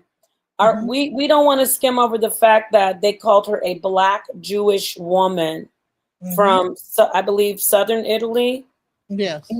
This is where you will hear a lot of people say, oh, that's because they were converts. No, they were Black Jews, Black Hebrews who came from northern Africa or parts of Africa, and they migrated into, what am I trying to say? Southern Italy. And they were called Moors or Morays. So just want to throw that out there. She's even telling the truth about there were Black Jews in Europe, especially in Italy and Spain. They were Black Jews that were driven out by Isabella and King Ferdinand. I just want to throw that out there, okay? Thank you. You can continue. Plays of William Shakespeare were actually written by a Black Jewish woman called Amelia Bassano Lanier. This is a very revolutionary theory, but it's beginning to make sense. She was, after all, England's first published woman poet. Oh, you got to pause it for me again. Hold on. I love this information so much. Because what we're doing is putting a chocolate icing onto this whole story of how women have had things taken away from them, oracles. And I would be remiss if I didn't. I brought up the lady that did the tarot cards. And by the way, the white man was a Caucasian European man. When I talk about the writer and the tarot deck and all that. And then we go to the modern day. My friend, the oracle, Sophia Stewart, another oracle. And what did they do? They stole the Matrix and the Terminator. All of that series, they stole it from her. Those brothers who are now two transsexual women, they stole. And I think one committed suicide. They're transgender women. What? Yeah, they both turned into transgender women, but they're not cute transgender women. They're like the ones that look like men still, Wow. That look like Caitlyn Jenner. But they stole her story and took it out there, and she sued them and she won. But, she has to, there's a, what's it called? Not an NDA, but she can't come out. Huh? They gave her a clause and something about how they don't. It's not on record. So people try to say, "Oh, she didn't win money. She won millions of dollars from them." But they are making billions of dollars on that franchise, on those series. But I just want to point out yet another oracle of melaninated woman of descent, of African descent, meaning, you understand? She has that gift that is there. The gift as a Sibyl, the gift as an oracle. And she also had her prophecies stolen from her. I just want to say that. Go Yes, ahead. Thank you for letting me exactly. point that out. Yeah, that's amazing. That's crazy when you think about it. And then what does she have in the Matrix? The Oracle Yep. that actually gave the power to Neo. So Yep. so it's crazy. And what Isn't color that was the amazing? Oracle? What The color was the oracle was Oracle a black giving the power woman. to She's the Neo? oracle. So I got to introduce you to Sophia. Sophia is the oracle. Let me tell you real quickly. I got to get this out. Listen, this woman has told me so many things that I've been like, you are the truth. I introduced her to my friend, Esoteric Thoughts, rest in peace and power. The week before he passed away, I'm getting goosebumps. She told him, you're in danger. Your life is in danger. I see you in grave danger. You have to try to protect your life. I see death coming for you. I think it was in less than a week my friend passed away. Less than a week. And he knew he was in danger, not to get too deep, but he was like, technically it was because of, he had heart failure, but some people were threatening his life. They were threatening him through the what's that church? I think it's 7-Day Adventist. Anyway, not to get too deep on that side, but she told him, I see death coming. You're in grave danger. Less than a week. Within a week, my friend was gone. It was so she is a real, and that's not the only time she said anything to that I knew. I was like, damn, you are 100. Whenever she tells me something, I listen. I'm like, okay. She told me, I need you to pray this. I need you to pray that. I need you to keep yourself protected. And I did it. And things went well for me. So I just want to put that out there. I'll introduce you to her. We'll bring her in. I really love her, but she is an oracle that had her information once again stolen from some men came in and took it and used it and tried to lie and say it was theirs. So yeah, crazy. But you know what's so crazy? Like, it's interesting. Like I said, like she, of course, I'm sure that she, look at how many things that are in that particular series that are coming true now. Everything. Oh my gosh, I'm getting People emotional. are just now saying that that we're in like a matrix. We're in like that we're in a holographic universe and all this different stuff. You know? She predicted AI. Look at what she said. Look what she showed. In the Matrix, it was the meta, that meta world, like people just plugged in. She predicted it. Yeah. Yes, that's her. That's my I want to give a lovely. shout out to Miss Sophia Stewart. We got to Yes, give you're her gonna love her. flowers. She's an oracle. She is the truth. She tells the truth. She even says that David in the Bible. I love being a woman because we can see things if we look closely at it. Men, you can do it too, but I'm not going to take away from us. We really can look. That's why people said, let me ask I want to ask my wife about this, or let me have my daughter look at this. It's certain things that women can see. And she said David in the Bible was using bullets, and people think, oh, that's silly. But that makes sense. I'll never forget when she said that, because what is a bullet besides just a projectile, like a stone, right? Mm-hmm. Propelled with great force. Right. And that's what he was using in a lot of his battles. And I just threw that out there. That's just one thing that stuck with me about her. But she's just great. I love her, and she's had her information. They have taken her as the oracle. That's her, beautiful Sophia. And we got to bring her on. She's due. We got to bring her. Yeah, we have to give her her props, her flowers, everything. Yeah. But it's interesting. Like I said, listen, they have to tell you what they're doing. So that's pretty much what they were doing in the Matrix. They showed a woman smoking a cigarette as the oracle, an older lady, older black lady. Of course, they had to make her light skinned, but hell, what they should have did. But she was the one that had she was, she was also, she wasn't just the oracle giving the truth. She was the the mother, like the guardian of all this, the ones who were special and enlightened and knew the truth. They came through her. She would show up even in the matrix. She could transcend all different realms. You get it? Right. Yeah, it's great. So, And that's so the like Holy, I said, that's the Holy Spirit, by the way. well, like I say, right? I was 'Cause they talking don't about want the to. Holy They Spirit don't want to talk earlier. about the Holy Spirit being a woman. They want to make it seem like that it's all three men, you know, three male entities and gender. Yeah, I talked about that earlier. And that's why we can, you know, I'm not saying men cannot connect with the Spirit, but the Holy Spirit is the feminine aspect of God. And then they don't like to hear you say the Shekinah.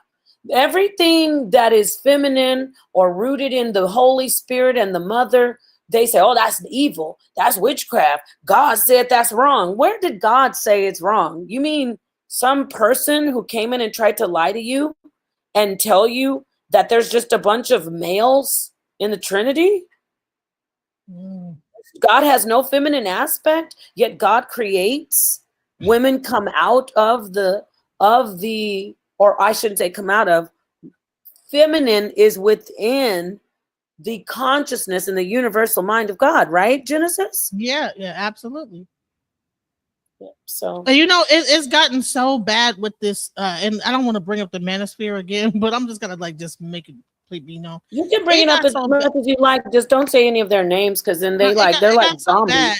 It got so bad that this one person that I was talking to, when we said that you know that the X, the Y, well, X and Y, they were saying no, that the female comes from that because the man has both X and Y, that the woman comes from the male. And I'm like, well, how? Show me how that's even possible, unless you have to, like, how did, I mean, do you say hocus pocus and then a woman appears? Like, how does a female come from a man? I mean, it is like there's men don't have any kind of reproductive organs to be able to bring forth anything except for that they plant the seed to. But how, if all life came from a man, then how is that possible? Well, we know that in ancient, I'm talking about biology now. Before there was an XY, everyone had what we can call XX. It was something similar. It wasn't specifically XX, but they were the prototype to XX chromosomes. Males had the XX and females had the XX. The in the evolution of our species, males, the second X started to degenerate. Okay. And when the second X started to degenerate, then we had the Y, and it's still degenerating to this day. Did you know that? Yeah, they say it's about to go away. I heard. Isn't that amazing? But that the whole Y chromosome is actually going away. It's like, well, It's degenerating. Yeah, it's and that doesn't mean we're not going to have men, but it does mean that we know that XX was before XY, because like I said, the second X, and we talk about the SRY gene, which is what activates the male to become a male in in the human production, while the human is forming. So if there wasn't even the SRY gene, we wouldn't even have them develop as males in the womb. Let me talk to you about the 11-12. I think they're called the what are they called? The doses. They're basically young women, girls in the DR, in the Dominican Republic, that turn into boys during puberty. They're, girl, yes, the bodies. We're talking amazing. Okay, they start forming their they close up. Their clitoris becomes the shaft, the penis. Their testes drop from, they're not the ovaries anymore, and then they actually don't become male until around puberty, and so they're born. something happens with the SRY gene in the womb. I'm just gonna say that just for basics. They're not activated in the womb to become boys. They don't become boys until, meaning physical boys, like, you know, with the genitals. They don't do that until puberty. Go look it up. I forget what they're called. It's something doses, like 12. I forgot what they're called. I can look it up, but you can too if you want. I'll look it up right now. Isn't that fascinating? That is insane. What? They're called the doses. I'll get it right now and read it to you. Yeah. So they're little girls until they turn into boys. They're of course it's huevo doses, like the balls. Huevo is balls. It's hueve doses. So balls at 12. Okay. So the huevo doses in the village, these children were known as huevo doses, literally meaning, well, they're saying penis at 12, but it really means balls. Huevo doce, also known locally as the machi hembras, which is first woman, then man. So in a remote village, some boys don't grow their penis until they're 12. In especially specifically the Dominican Republic, but this isn't just exclusive to the DR, of course. Is that not fascinating? That is crazy. So they come out phenotypically with all the plumbing, so to speak, as girls, but then they form as boys when puberty hits.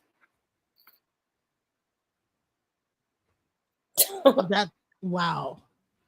Yeah. So that's where you can go back to when they're saying the male come first. You can see in real time that they are female by all measures, besides if you do except unless you examine their chromosomes, you know. But going back to before we had XY chromosomes as a species, there were males that were just basically XX. Now, were they specifically looking like the XX chromosomes? No, but it is like the prototype to what the XX chromosome it was. So we all had basically XX, the same, a set in our chromosomes.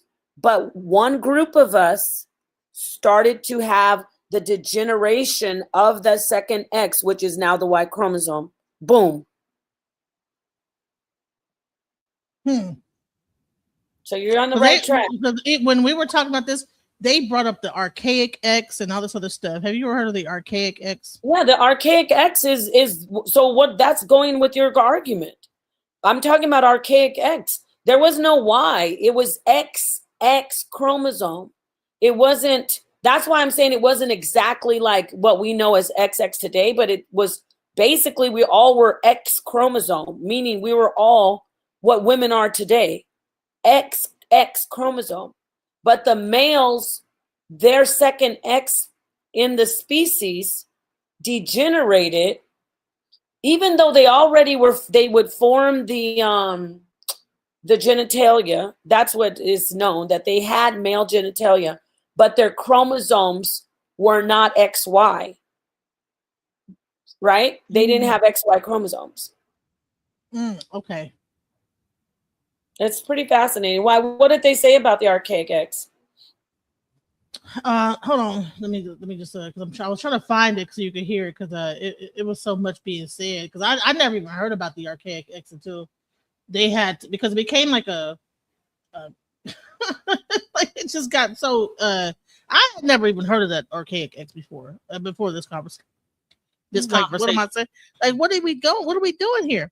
I'm talking about there was a priesthood of women.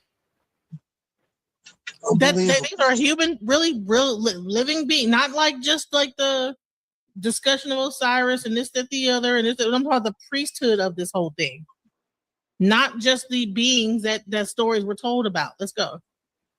And so, you heard of him? Ptah, yes. He's the one that created the universe with his word. So this So what desire, about the Olodumare is what it's called in Yoruba. Pata, Olodumare, same thing. Let's go. The waters. What about so you're saying that before there was water? The water beings you're talking about, we just named the four. They're the Agdawas, and in the language they call Khamenu.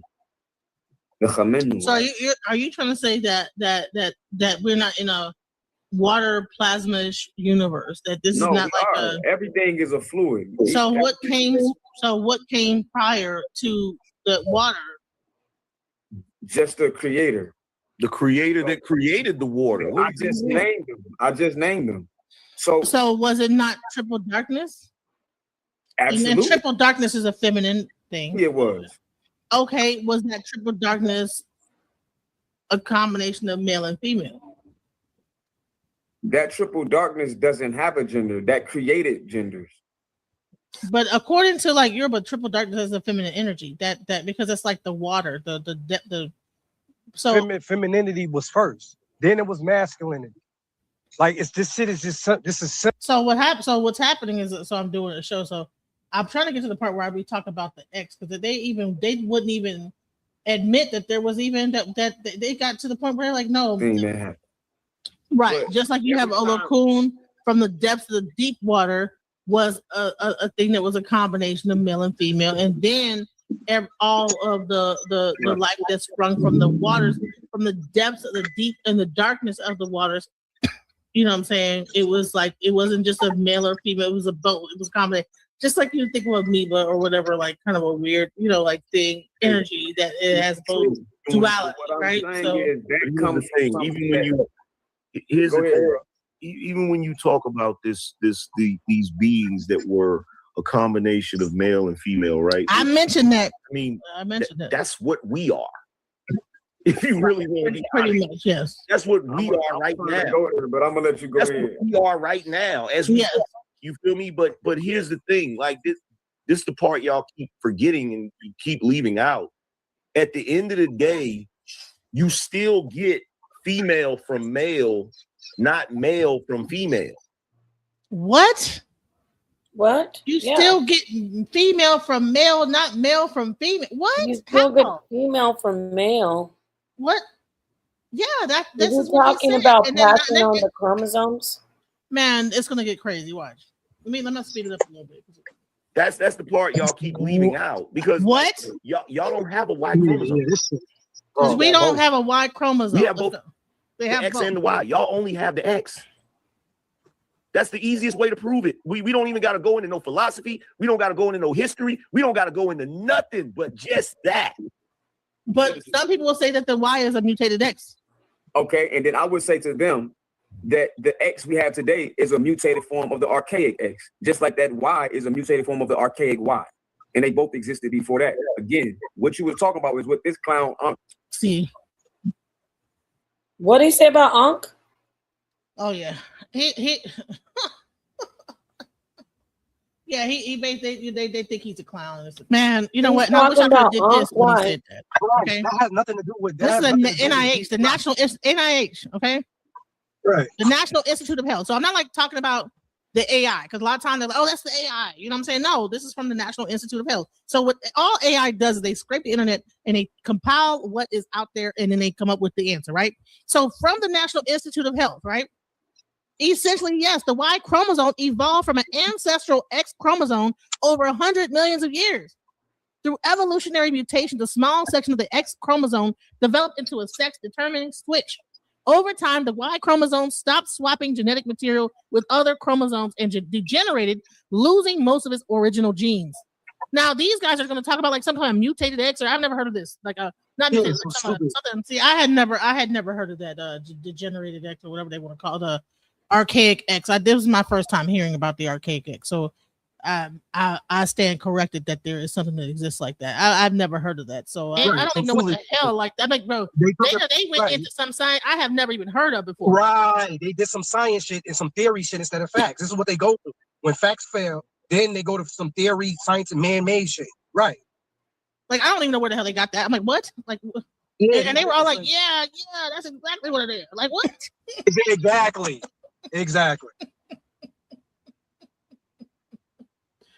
But anyway, so because they were really anti 607 the whole way, like everything he was saying, they kind of like just was going in. Let's go. Well, what was he saying? I'm trying to get to the part where he got to finish because I was stopping it to explain that some of the women are better than each other. That's not where I'm going. Hold on, fair enough. You said some can mutate to get worse, or some can mutate to get better. So let's look at the mutation. Do men have more survival skills than women? Oh man, see, this is what the y'all. It never fails. This shit never fails. It never fails. This shit get worse and worse every time. So. Yo. So they went from the X and Y chromosome to survival skills and I even explained to them that actually the best hunters were the grandmas and etc. Genesis. Oh, my bad, Genesis. My bad. Yo, I even. Genesis, it's like what? Like, yo, so like now we're gonna move the goalposts into. So even though we talked about they had to say, well, there's actually a mutation of the X chromosome, but no, it actually was a Y. It's like, bro, what? Based on what science?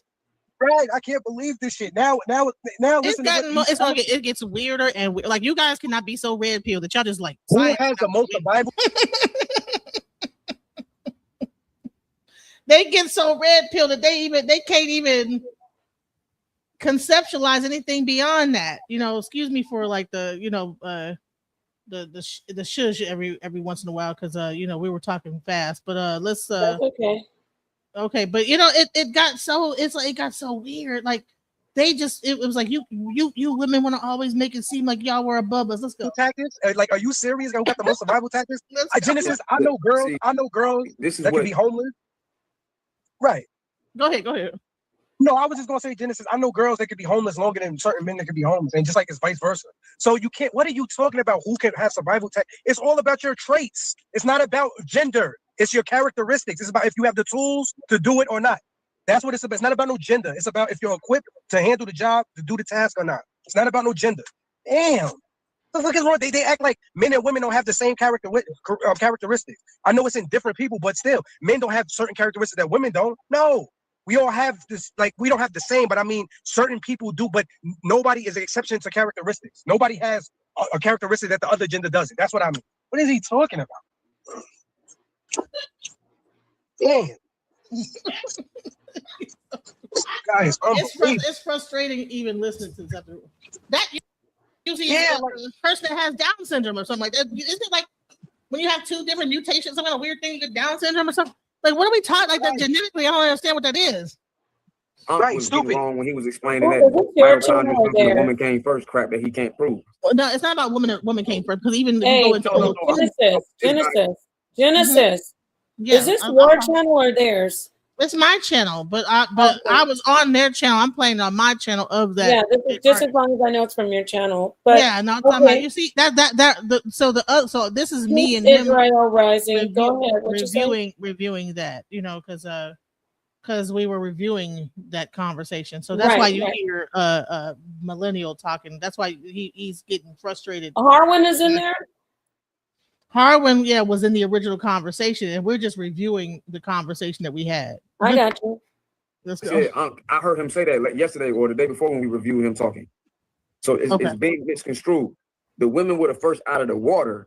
True. We could concede to that. But they wasn't the first at all. It was a simultaneous thing that happened. Right. But just like you have other cool. Well, it wasn't women. It wasn't even women the first out of the water. It was feminine. There was the feminine aspect spiritually. And then if we look at whatever organism that was, there wasn't a sex to the first organism. Right? We agree with that. I believe it had like both. It had a male and feminine aspect. That's why it was able to create on its own. Yeah, when we talk about parthenogenesis and so going to the first organism, yes, it didn't have sex chromosomes that were saying XX, and it wasn't classified as female. However, we do know that reptiles, and now they can even do it with certain mammals such as mice, and they found one human boy who was created through parthenogenesis, but I digress. We know that when there is asexual reproduction, what species is the asexual reproduction coming from? It's coming from the female. Now, when I said there was a boy, some people say, well, no, that's not true, because only parthenogenesis only works when it's a female produces another female. But in this case with the boy, which I will find it, it is a type of parthenogenesis where the woman, the human woman, actually, how do I say, the boy basically was created. I got to get it because I don't want to chop it up. But the boy was created without basically the man's sperm. I'm gonna get it for you right now because people think, oh, that's bullshit. Oh wow, that's something. I wish I had that night, because honey, they was like, no, it all came from we came from the they made this huge argument that we came from the man, and I'm still trying to figure out how logistically did that happen. I mean, like, was I think it was a combination of male and female, and then all of the. I'm sorry, not to cut you off. No, go ahead. It says, now this is parthenogenesis, reproduction without males. Now this is just one, but this isn't the one I was really talking about, but let me read this. On August 2nd, 2007, it was revealed that discredited, this isn't the one I'm talking about, but it says discredited Wang Woo-suk, a South Korean scientist, unknowingly produced the first human embryos resulting from parthenogenesis. But this isn't the one I was talking about, but I got to read this one too. So what I'm saying, yes, there are mammals that can do parthenogenesis. It's not just they say reptiles, but I got to find the boy. That wasn't the boy. So they just now in Holland actually made it so that a male can actually, by using without even using an egg, somehow they've used the sperm. I saw that crap. That's which crazy. Is really strange. I don't believe that'll happen, but we'll see. Frankenstein person that they're about to create, but okay. I know. Look at this. The boy whose blood has no father. This is in New Scientist magazine, and it was in 1990. Oh, why are they always trying to make me? I'm not registering. Okay. I'm not doing it. Don't you hate that when they try to make you register? You gotta to sign up and pay like $5 to like join, get the membership. Yeah. Anyway, it was a boy in 1995. Development of an unfertilized female sex cell without any male contribution is what parthenogenesis is. I got to get the article about the boy, and it is a fact that the boy. So I just found this one thing about Wang Woo-suk. I didn't know about that. But the one about the boy, and I think he's in Holland. Is that what you said? Did you say Holland? In Holland, yeah.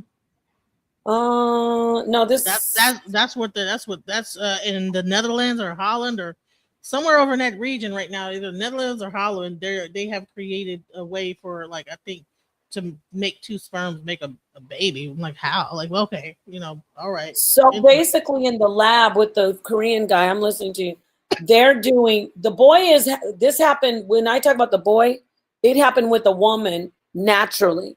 But this stuff that we're seeing, the parthenotes, they're creating embryos in a lab without male sperm. Yep. Human embryos without male sperm. Wow. Yeah. So they're basically they're cultivating it, the embryo, the ovum. And I don't know how they're doing it, but it's happening. So let me see. This says first human produced by parthenogenesis. A new hypothesis may explain human parthenogenesis and ovarian. This is happening, y'all. This makes men scared and upset.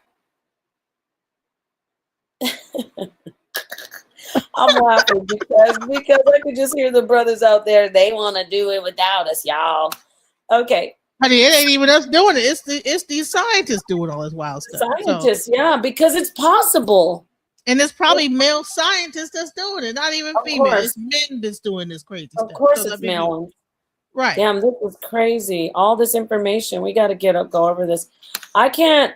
I got to suss through all of this before I just start jumping in. But I know about the boy. The boy was created in the womb, but the sperm didn't fertilize. I forget how it worked. The sperm didn't fertilize him, but this thing wouldn't let me read it. Let me try one more time. Human boy in 1985. And when you say this to people, they laugh because you know, they didn't think stuff like this was possible. The boy whose blood had no father. I tried to look at that one. A boy whose body is derived in part from an unfertilized ovum. Yeah.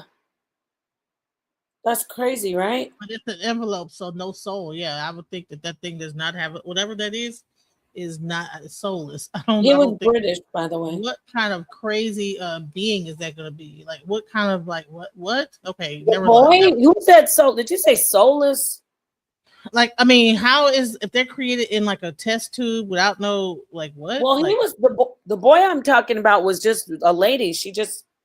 They tested his blood. She was just a No, regular. I'm talking about these things that they're creating sperm on sperm, you know, whatever they're doing in this lab and trying to. Yeah. That's the thing that's gonna have. Like, what is that gonna be? Like, what kind of a person would that end up being? I know, right? Parthenogenesis. Right, I don't that's know. Maybe just a crazy. cool person. I mean, in a lab though, I don't know. I If don't it was in know. a human, maybe it might have some passed down genetic from the human being into it that's created. You know, maybe some of that passes on, but Right. they're gonna do kind of that creepy. in I'm a not gonna lie. incubator and then grow that child from. I don't know what that's going to end up being, but let's go into like this from the waters, from the depths of the deep and the darkness of the waters. You know what I'm saying? It was like it wasn't just a male or female; it was a boat. It was combination, just like you think of amoeba or whatever, like kind of a weird, you know, like thing energy that it has. Go ahead. Wait, pause it. But no, it's still the concept of it being female, meaning it was the first, and it reproduced itself. That's what I mean about it's the feminine, because it brought forth life, just like the female species can bring forth life with the fertilization of the sperm. But before we had that, like you said, we were androgynous, or we were like a dual type of male female. So let me read this real quick, okay? Just let me get this out. Let me read it. The British boy parthenogenesis refers to a landmark 1995 medical case where scientists discovered a British boy with a rare condition called parthenogenetic chimeras. Parthenogenetic chimeras, because a developing egg cell started to divide on its own without sperm. What? Before an ordinary fertilization had ever occurred. About half of the boy's body possessed only maternal DNA. The mechanism, in an incredibly rare occurrence, the boy's mother, so this didn't happen in a lab, this happened naturally. The boy's mother had an egg that began the process of parthenogenesis, self-dividing without sperm. This typically halts development and results in an ovarian tumor. We've heard about those, how they have teeth. Yeah. Yes. So in this case, however, the egg was subsequently fertilized by a normal sperm, but it was already in the process of being, separating and turning into a human. So it was subsequently fertilized by a normal sperm, and the two sets of cells merged into a single viable fetus. The result, the boy was a chimera, meaning he had two genetically distinct cell lines. While his body grew properly, blood tests were pivotal in uncovering that a large portion of his blood cells lacked any trace of paternal DNA.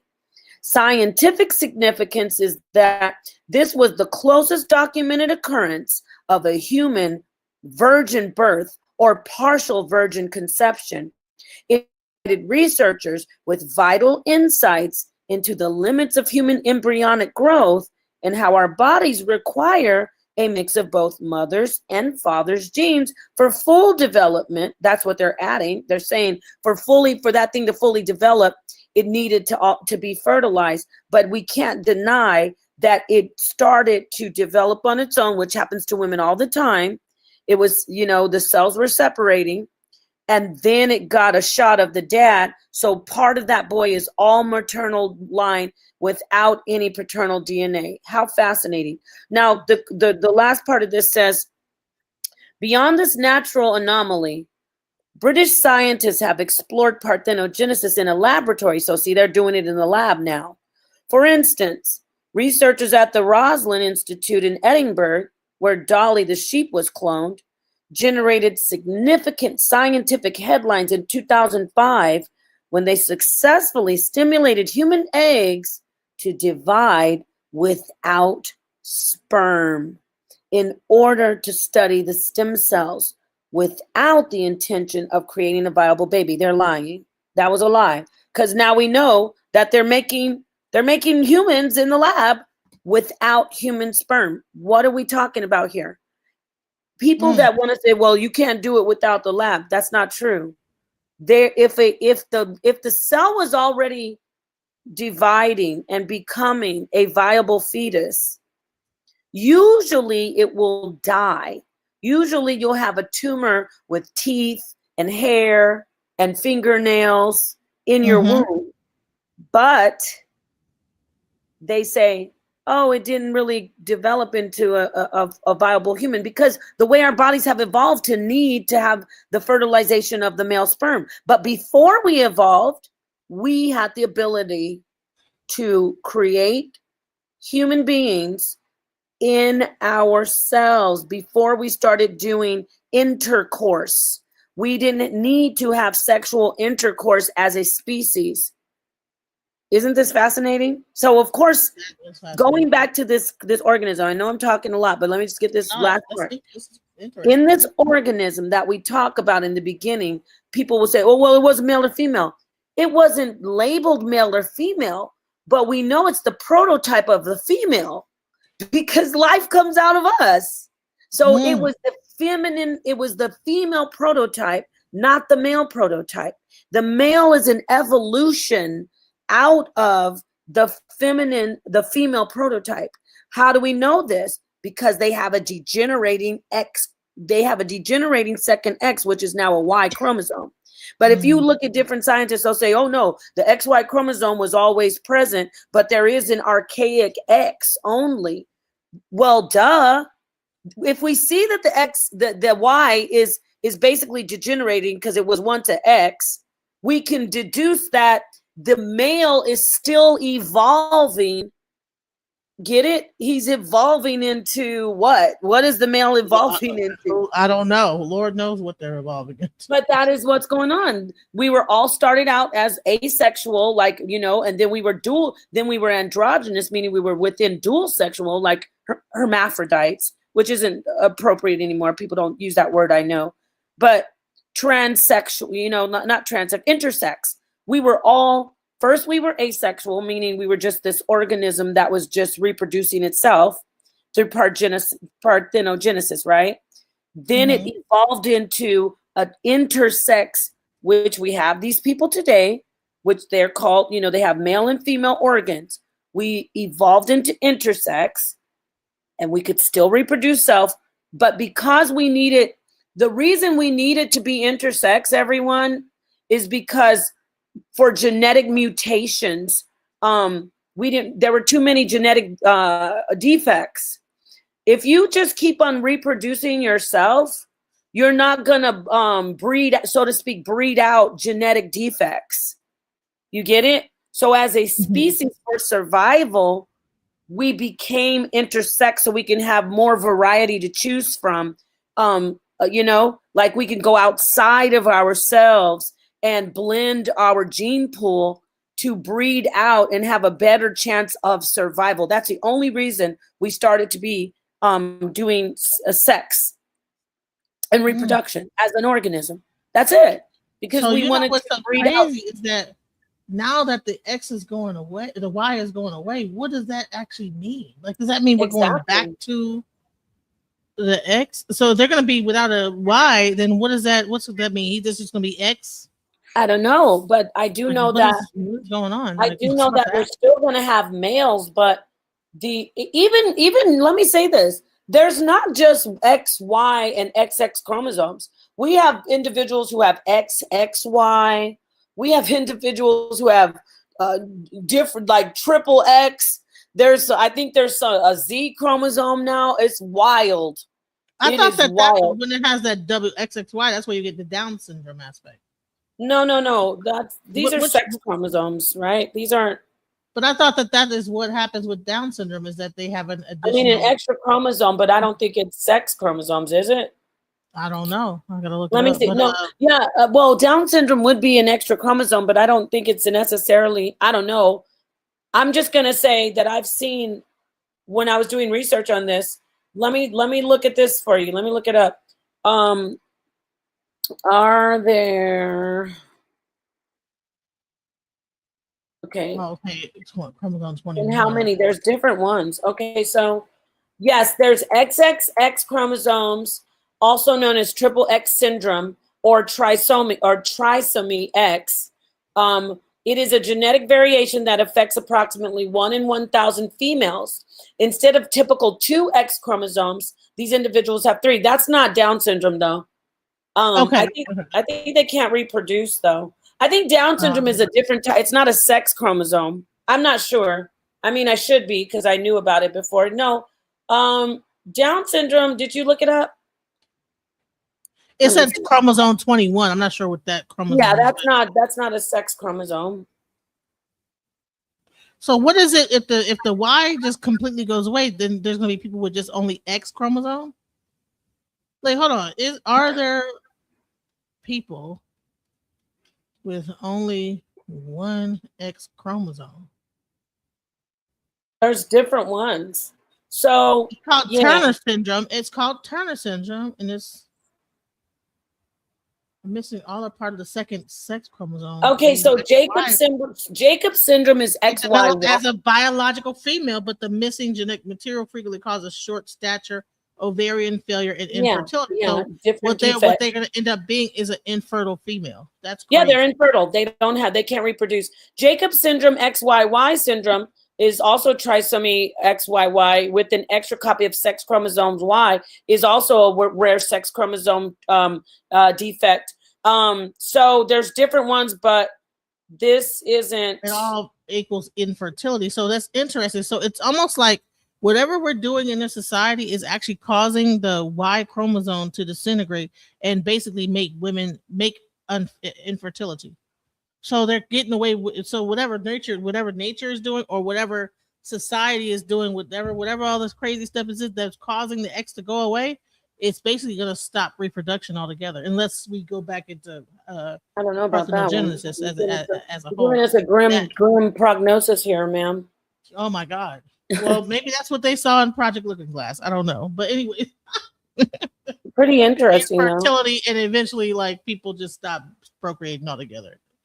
That's crazy, but that is very grim. That's very, but anyway, but we still arguing over. Yeah, I got it. Okay, so real quick though, I just want to say chromosome 21 is the smallest human autosome, spanning about 48 million base pairs and containing 200 to 300 genes. It represents about 1.5% to 2% of the total human DNA. While most people inherit one copy of this chromosome from each parent, having 3 copies that causes Down syndrome. So no, that's not a sex chromosome. That's just, but that is a good to know. So we put that out there, but not to be confused with the sex chromosome. So there's not just the XX. We got all this other stuff going on, but those are defects. Yeah. So back to you, what you said, that's a good question. Science is asking the same question. What's going to happen to the Y chromosome, which was originally an X chromosome, y'all. You don't have to believe me. Go do your research. It degenerated into the Y. It's been stabilized for of course millions of years, right? And I mean, I'm not going to say millions. Should we say millions? I'll say how long? I gotta It could get be that. millions because how old is the oldest female fossil? Because I didn't see a male fossil next to the female. That Lucy and all the different Right. female fossils that they're finding. What's the oldest male fossil? I don't.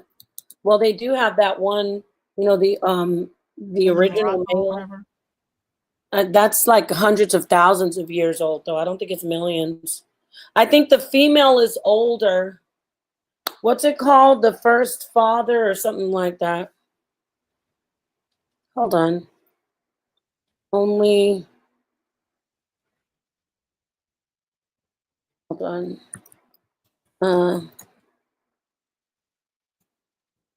Hold on, y'all.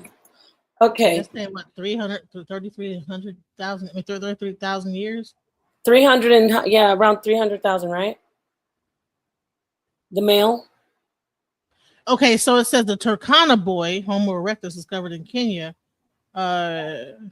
is a 1.5 million year old fossil. Is the most complete early human skeleton ever found, and it has a near perfect look at the adolescent male's body proportions. Okay. But he had XY, XX, or XY chromosomes. How old was it? Millions of years ago, you said? 1.5 million year old. Oh, yeah, okay. It's Wow. called the Turkana boy, and it was found in Kenya. Modern humans lack Neanderthal. In 1984. Yeah, that's this thing. Of course, they're gonna make a whole out. They're gonna put like a little face on it and everything like that. You know. Yeah, the X chromosome is like solid. And then we have the Y chromosome. I think it has like, the X one has millions of, I gotta look it up before I start talking. We're gonna look at this Turkana and see what its chromosomes were, but okay, interesting. You want me to share it? Did it have an XY chromosome or XX? I don't know. We have to look. This is crazy though. When you think about it, that whole. I think it wasn't exactly XX, but it was a type of X. You get what I'm saying? It wasn't a Y. That's my point. There wasn't a Y present. See, they're gonna say, see, they do like weird stuff like this. See, this is how it gets weird. See, watch what they say here. They're gonna say, so I said, did the Turkana boy have XX or XY, right? So it had XY chromosomes, right? But it says, although ancient DNA, aDNA degrades over time and cannot be extracted, his biological sex is known to be male. This is determined by the distinct anatomy of his pelvis. No, see, then they don't male know. shape, even though so they did not, because Why don't he they was just male. say they don't so know? they did. Yeah, that's crazy. That's crazy. They don't know. They didn't do it. They can't. DNA doesn't even test that far back. That's what I was even telling outside the cube. The DNA can't even tell you what. But they'll be like, oh, because it's the way his pelvis was shaped. But so then they'll automatically give it XY, but they didn't actually do a DNA because they can't test past, I think, 300,000 years. Listen to this.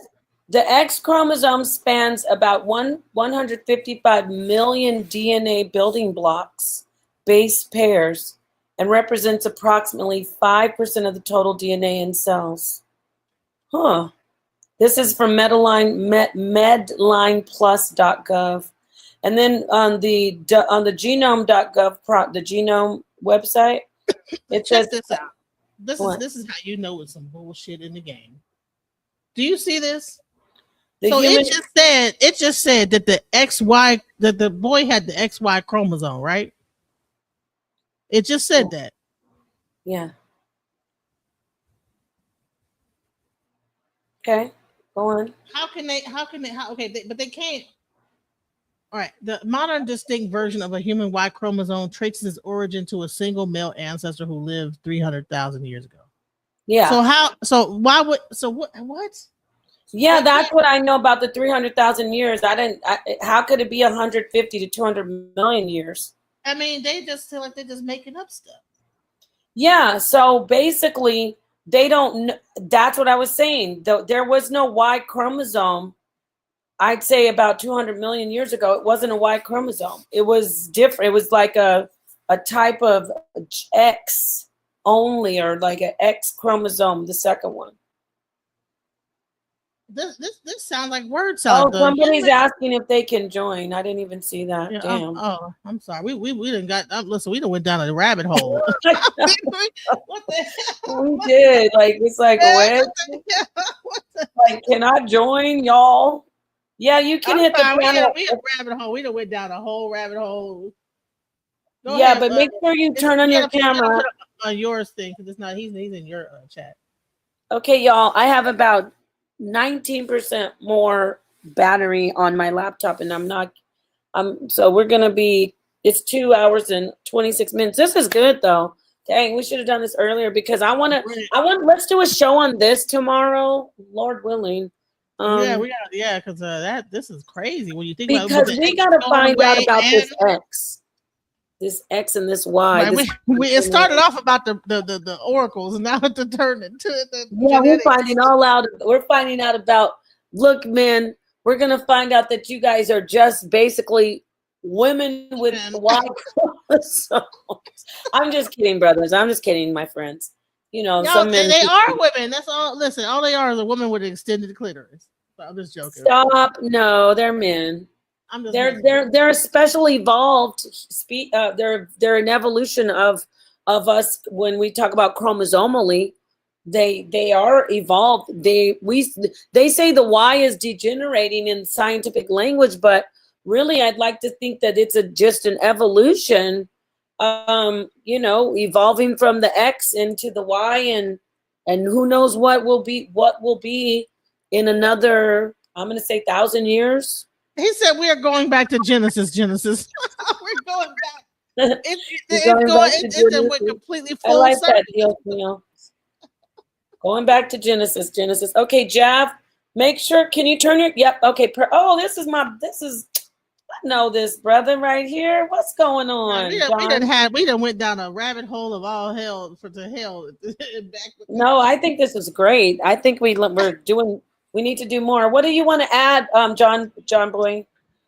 Yeah, you got it. I changed my name from John Doe to my nickname. I get a lot of flack for John Doe. Yeah. Oh well, I love John Doe, but I want to say Jab. Yeah, but sorry, I'm walking right now, so it might go in and out of light. That's but man, I just have just like maybe 2 comments and maybe 1 question was probably gonna throw you for a loop. Okay. So my comment is I agree with damn near everything y'all ladies said. One of my comments is, well, if you look at the male testes actually looks like the women's egg. It's just our egg is just protruding from the body, is on the outside, so to say, and the lady's zone is internal, right? Right. Actually, you talk about the actual testicles? Yes, man. Like an egg with a bunch He's talking about the ovaries. Yeah, the ovaries. There you go. Yeah. I know it looks just like a male testy. That's what it is, though. That's actually what it is. Yes, exactly. So I just said to say that male and females, we damn near the same. Like you said, our reproductive organs are exactly the same, but our one is just protruding, coming out, and y'all new ones are internal. That's exactly right, and that's amazing. Because you're like an evolution of what? Why do I say an evolution? Because did you hear us talk about the huevo dulce, the children that start out? Yes, the children. Female? Yes. Yeah. Yes, ma'am. And then they they so-called turn into males at age 12 in puberty. So it's amazing. So are transgenders actually like another evolution of? That's my. Ooh, man, that leads to my question. Oh, I got it. So check this out, right? Now, Mr. Napar, you just mentioned something about intersex, right? And yes, babies developing without sperm, right? Right. So when you hear the LBGT community says that I was born like this, Yes. males, I was born like this, I was born G or Yeah. gay or whatever, I was born trans, I was born this way. Now, isn't that, you don't think that that's a way that kind of bleeds into what you were saying about, I don't want to say, because yes, they came here by, sperm and the egg. I understand that, but Right. just the state of mind and the, something within them, Right. however they feel, emotions and all that. Could it be possible that they were born with more feminine, with a more of a feminine emotion, more of a feminine mind state, and like, yo, I'm a girl, but even though I was born as a guy. Yes. You The get answer is you see this. how I'm trying to I think they blend did it all in, like they There are did some indi- brain scans that actually said that their brains are a little bit got like different something going on. right. Yeah, there's intersex people who 100%, some of them they do have like a chromosomes. They check their chromosomes and they find out that they do, I think I said intersex. They find, Yes. oh, this boy is intersex. Oh, this girl is intersex. And that may, I don't know the percentage of the cases where they figure out, oh, this is why you are leaning toward wanting to be a girl. Some of Right. them legitimately are female biologically and male. So this is very interesting. So are they? So my part B of my question is: are people who are like this, are they really wrong when they said that I was born like this? I was Some of born. them, I knew.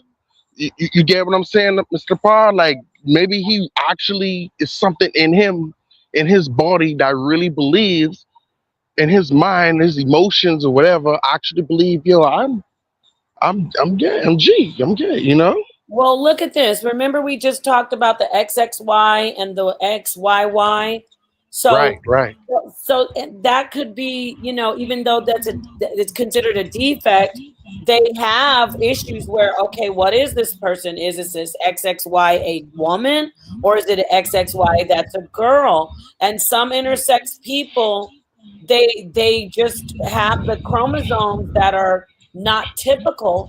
So I don't know if it's what percentage, if it's a small or large percentage of them, but some of them legitimately are having, dual sex. So so the answer is, if it's fitting them biologically, if they're intersex, and if they have chromosomes that are not that basically they're an anomaly, they are legitimate to say I was born this way. But again, that's not all of them.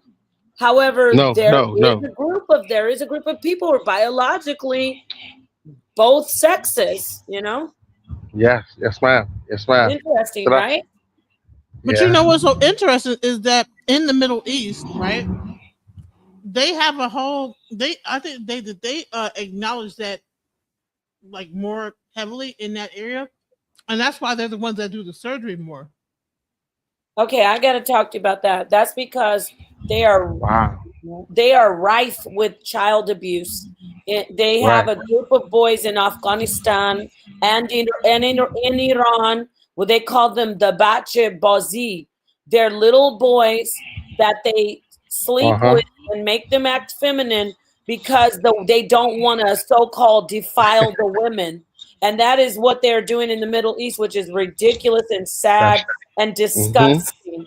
So yes, in the Middle East, they do. They're very, ironically, very liberal with the homosexuality and the P3DOs and the sex change stuff.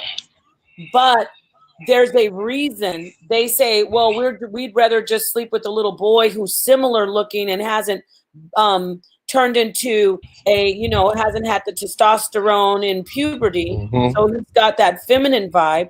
But they're doing high level P3DO over there. Isn't that disgusting? So yes, you're right about that. Oh my God, it's terrible. Shit. They have a name for the boys. Bachebozi means boys, children, little boys or little kids for play. That is what Oh it wow. means. Bachebozi. It is definitely sick over there. Yes, the Bachebozi. Boys that we play with, children that we play with. And you know what, Mr. Pie, and then got the nerve to come over here to America and look at us like we crazy. Right. Right. And that's what it gets back into this patriarchal conversation. We said women robbed and silenced by patriarchy is the title. Well, you know, in Greece, that was a status thing for men to have little boys. They called it pederasty to sugarcoat it. They called it boy love, pederasty. And of course, we called them P3DOs, but pederasty, it was a status thing for, and you talked about it with me, Genesis, how in Africa, parts of Africa, right? They have, the man can have like a little boy lover and be married, right? In some countries. I'm not sure a little boy, but it could be a male lover. Okay, male lover, yeah. Well, in Greece, they had very young boys, like 13, 11. Oh, who was it? Oh my gosh, Nero. Oh my goodness, the story, it's horrible. I believe it's Nero, one of the emperors of Rome. His wife died and he saw a little boy come in, a teenager, and the boy looked just like his wife, so he made the boy made the boy be with him, and they modeled him like his wife and kept him as his, and just, isn't that sick? I gotta find out that story. This is a nightmare. The boy was basically, can you guys hear me? I can't hear you guys. Oh wait. Yeah, I can hear you. Hold on. Into his deceased wife. Hold on, I'm gonna read it to you right now. It's wild. Okay. Oh my God. Emperor Nero, a young slave boy who the Roman Emperor Nero castrated and married. Yes, and he met him in Greece, y'all. So I told you that was their vibe over there. So it says he castrated the young slave boy and turned him into his wife because he looked so much like his deceased wife.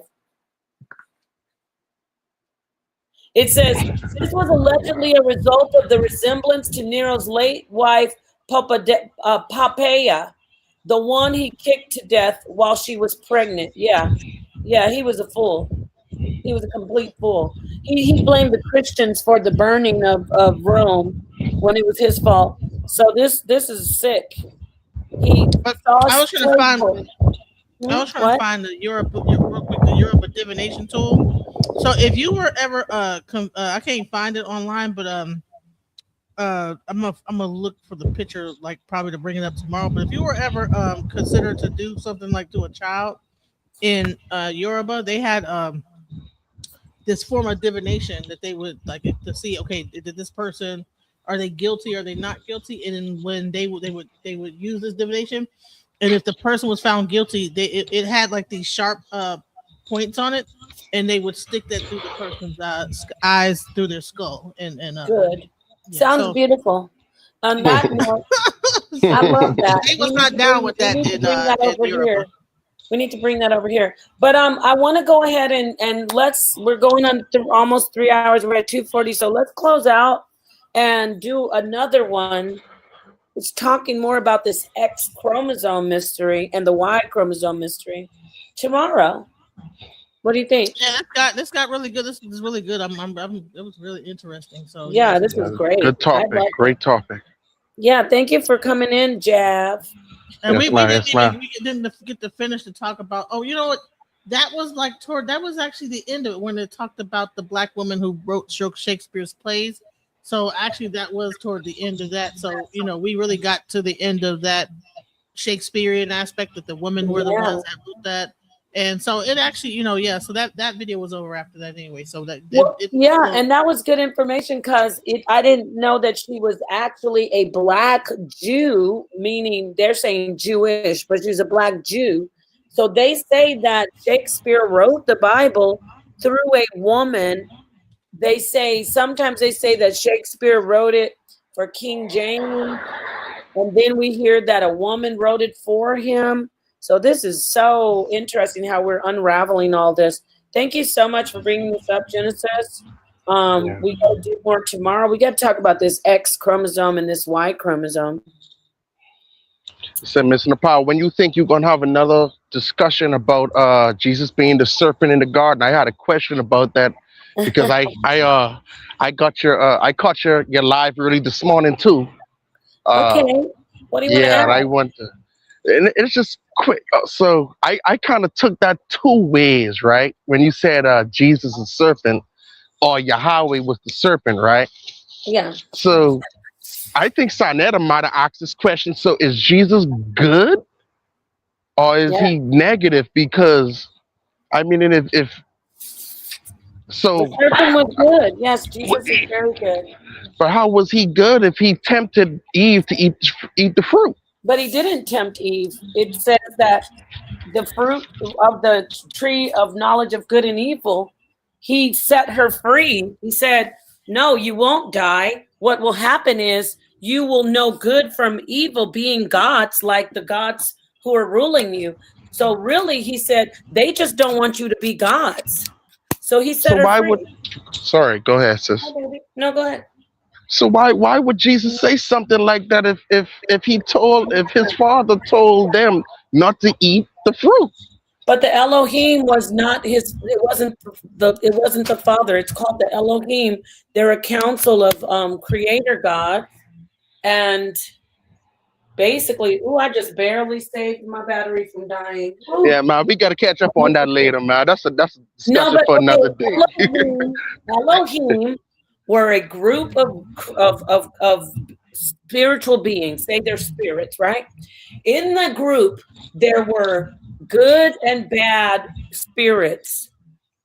Jesus and his type and the good spirits like Gabriel,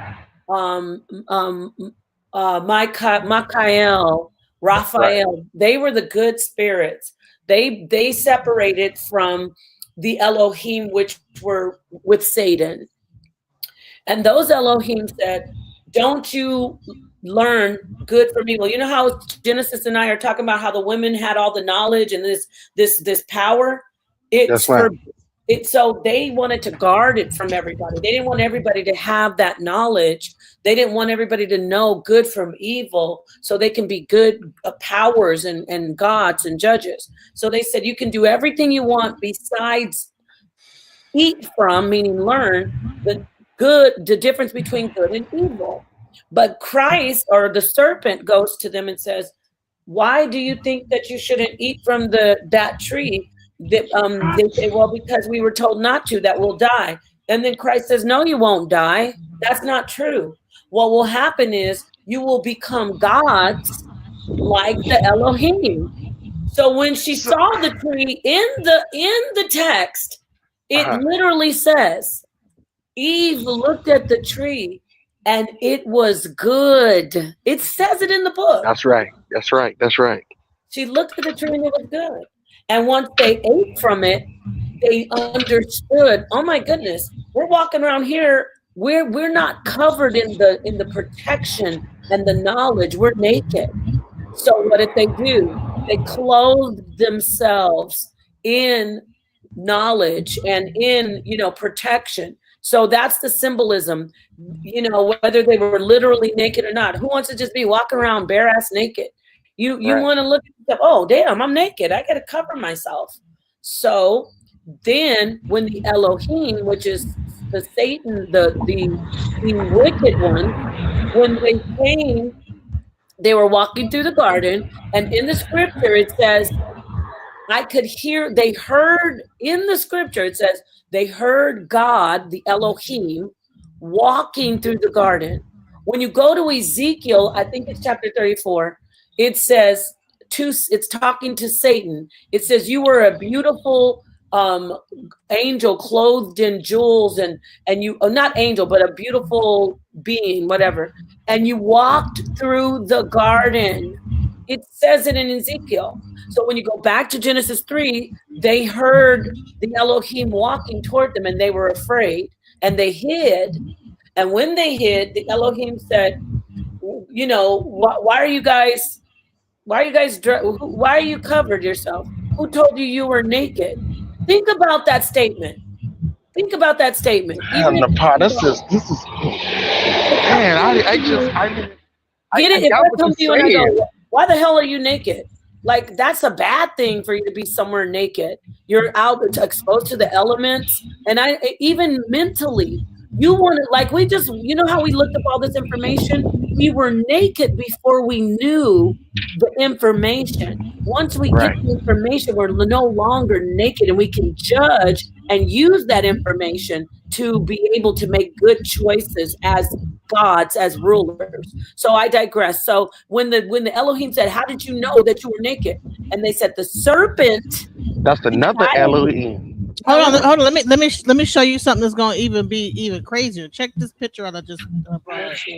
Brother Pa, you got to do another review on this, man. I will. I got so many questions, man, because damn, man, that shit is. Yeah, we got to get into this some more because people. I love the discussion. Did you see what that says right there? The 900-old church artwork depicts the forbidden fruit from the Garden of Eden as a great mushroom, not an apple. Okay, I'm not mad at that. Hey, because what a mushroom what do mushrooms exactly? Yes, I was just saying the same thing. They enlighten you. Yep. If you take the right one, you might have a whole hallucinating everything. You know, you have a different level of spirituality, though. They take you on a real spiritual trip. So I'm not opposed to people saying it's a literal type of fruit body of a mushroom. Right. But I'm saying with the information is what we're talking about. They were given knowledge. How can a benevolent God not want you to know good from evil? When you raise your children, you say, no, that's bad. Oh, no, that's good. Oh, no, that's bad. Because you love them, right? Right. And at the end, that was cool that you showed that, Genesis. At the end of the chapter, they say, oh, damn, these people reached out and now they got the knowledge of good and evil and they're going to be like us.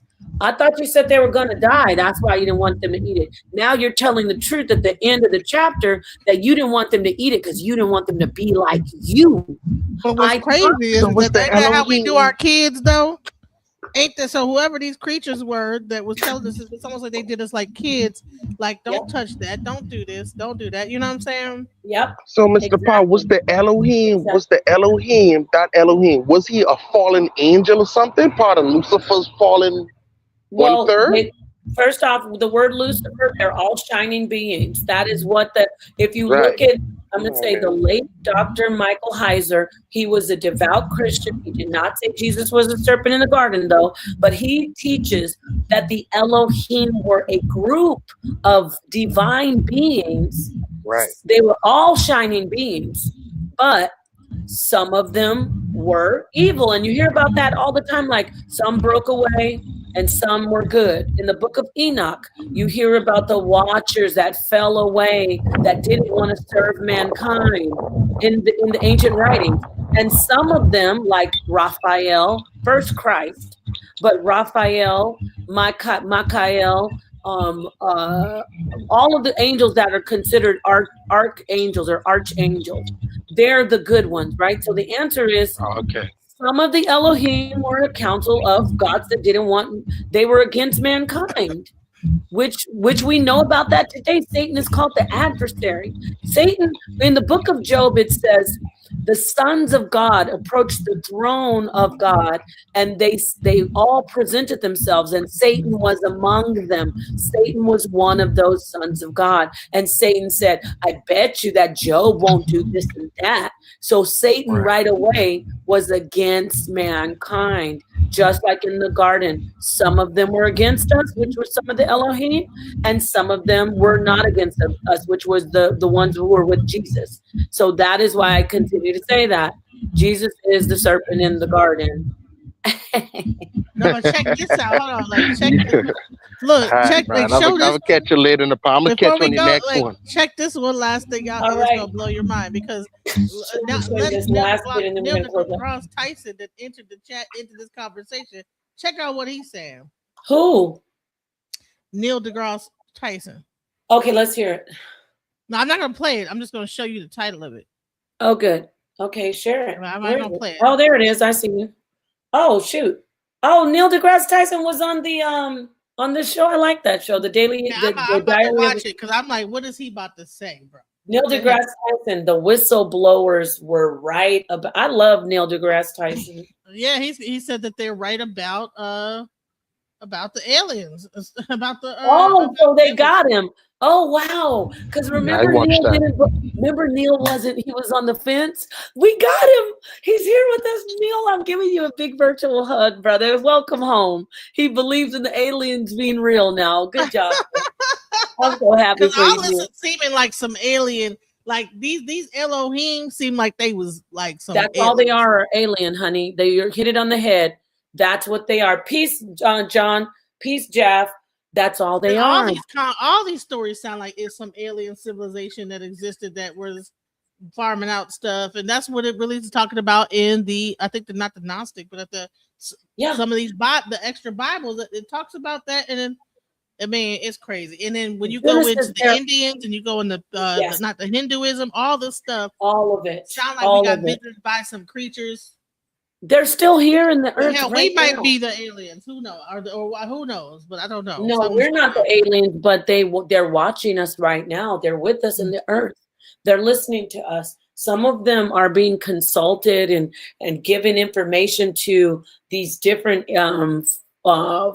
organizations. But I know for a fact one has been in my family for a long time, and it picked me up out of my bed and carried me and said, there's something I want to show you.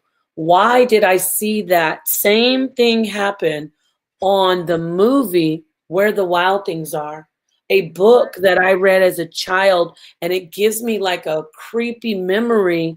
That book Where the Wild Things Are by Maurice Sendak, that whole guy, Maurice Sendak, just always gave me like you ever had a childhood memory where it's a cold, bittersweet, kind of like melancholy, but still not, you can't put your finger on the sadness, that kind of memory as a child? Yeah. Yep. Yeah, it's wild. So we got to talk more about this. Man, because there are some things that happened in my childhood because there's so much things that are erased, right? And I think that there's probably some old wild alien stuff happening. I'm not gonna lie, but they say that a lot of us have had these experiences, alien kind of experience, but it gets erased. So, like, you know, but it gets taken out of our mind, like that but it's crazy, and I don't say too much because I don't people gonna be like what, but right. yeah. Well, sometime eventually we have to say, like I told the story before, Israel Rising. So okay, we were outside. It was a storm. It was around monsoon season because there were tumbleweeds and it was raining and not raining, just drizzling and lightning. And my mom would let us go outside and play when it was, when it was a storm. Don't ask me why. Okay. So my cousins, we all lived, my dad, my uncle, we lived on the same block. And then in the field down the street, at the end of the street was a huge field with, tumbleweeds, basically, like just imagine a desert landing, dusty ass area because it wasn't developed all the way. So something came down. It was just like what you see in the movies with the lights on the perimeter, a round, disc-like craft, probably about 5 to 8 feet in diameter. And all I remember is the dust coming up. When it landed, the dust on the ground was like blowing up. So there was air underneath it, and which probably is for to propel it up. That's what I assume, the air that would push it up.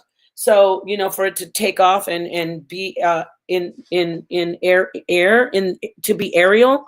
So anyway, we run and we're all saying, hey, oh, it's a spaceship. And my uncles get the rifles with my dad and they go down. They say, stay here. Would tell us to stay with our cousins. But of course we didn't. We followed behind our parents.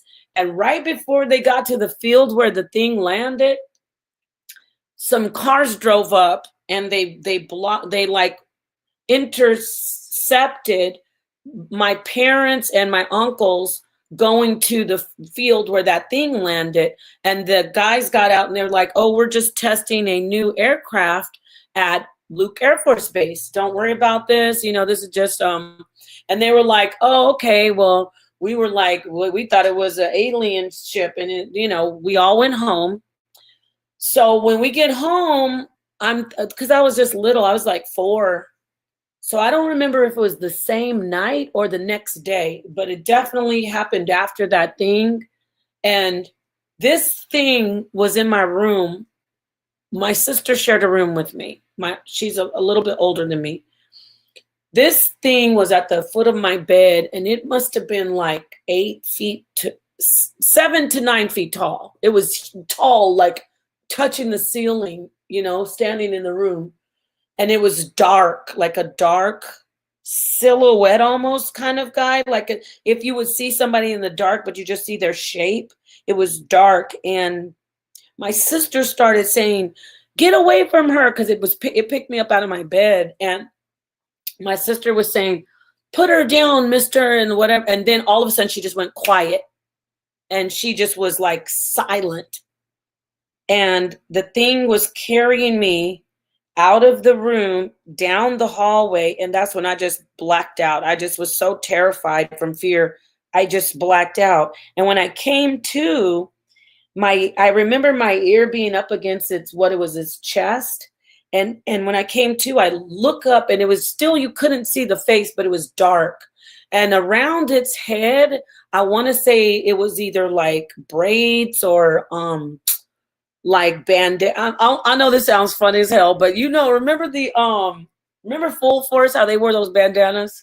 Oh, I'm not trying to be funny, but remember Full Force? Yes. Okay, there were some bandanas or something. They never Jerry curl. They never Jerry curl. No, but I think they were either locks or bandanas, like rags hanging off of his head, but it was still dark. It was all dark, but I could see the raggedy bandana hanging down. This is the first time I said bandanas because I started thinking about it. It was either locks or it wasn't like stringy hair or an afro, but it was hanging down like clumps of, like I said, rags or locks. So it was so big, and I had my ear up to the chest of it. And I could hear the steps going boom, boom, boom. On every step it took, it was that heavy. And then when I looked up, I could just see the blank like face, but it was all dark. And it said, really deep. This sounds funny. It's a deep voice like, I want to show you something. Or I think it said, there's something I want to show you. And when I heard that scary ass voice, and it was a big thing carrying me, I went back and passed out again because I was so scared. And then when I came to, I was back in my bed, and my sister, the reason I know it was real is because my sister, after that, whenever she wanted to scare me to do something like, you better come out of that room, mister's going to get you. So she would try, you know, like when you want your sister to come on, hurry up, put your shoes on. I'm going to leave you here and let mister get you. So that thing came, that was the first time it came. And then it comes to my mom sometimes. She calls it like, I was calling it the Bigfoot demon, but my mom calls it like, she says it's like a dark brown Hulk. And it shows up, it's huge. And so a couple times too, when my son was about 4 years old, and it came to me in our home. I was trying to put my son to sleep, and it appeared outside, like I had my door open to the room, and I could see it we had a bar, and it was standing by the bar, and it was, again, big and dark, and it said, when I was trying to put my son to sleep, I was like, go to sleep, go to sleep. And it said, it looked at me and he said, you're not doing it right. Let me show you how to do it. And it started coming toward me. I know that sounds funny. I can't even do the deep voice, but it started walking toward the room going, and you could hear the feet going boom, boom. And I was scared again. And my son was scared too. He's like, Mommy, he saw it. And then, back then I was saying the name of Jesus, right? But I couldn't say Jesus. I tried and I couldn't. And then once it got right close, it disappeared. And then I just said, Jesus.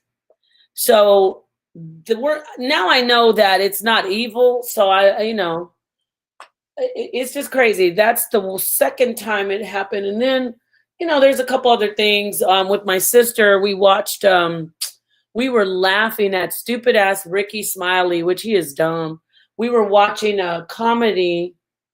I was married at the time to my kid's dad. And he brought a friend to meet my sister, and we were watching comedy at her home. My son was in the room sleeping, and we thought this comedy was so funny. Before my husband at the time came and his friend, we were like, "Oh, I can't wait to watch this with them. This is so funny." But it wasn't funny. It was him making fun of people's grief, saying Black people, how they act at funerals. And he was saying that there should be drive-by funerals, like drive-through. And I don't even know why I thought that shit was funny. It's terrible. But I was young, I was much younger. So we thought it was hilarious. So when my husband at the time got there and his friend, we ate dinner and we're like, okay, let's watch this comedy. When we were watching the comedy, it was not funny at all. I mean, it was just not even a little bit funny.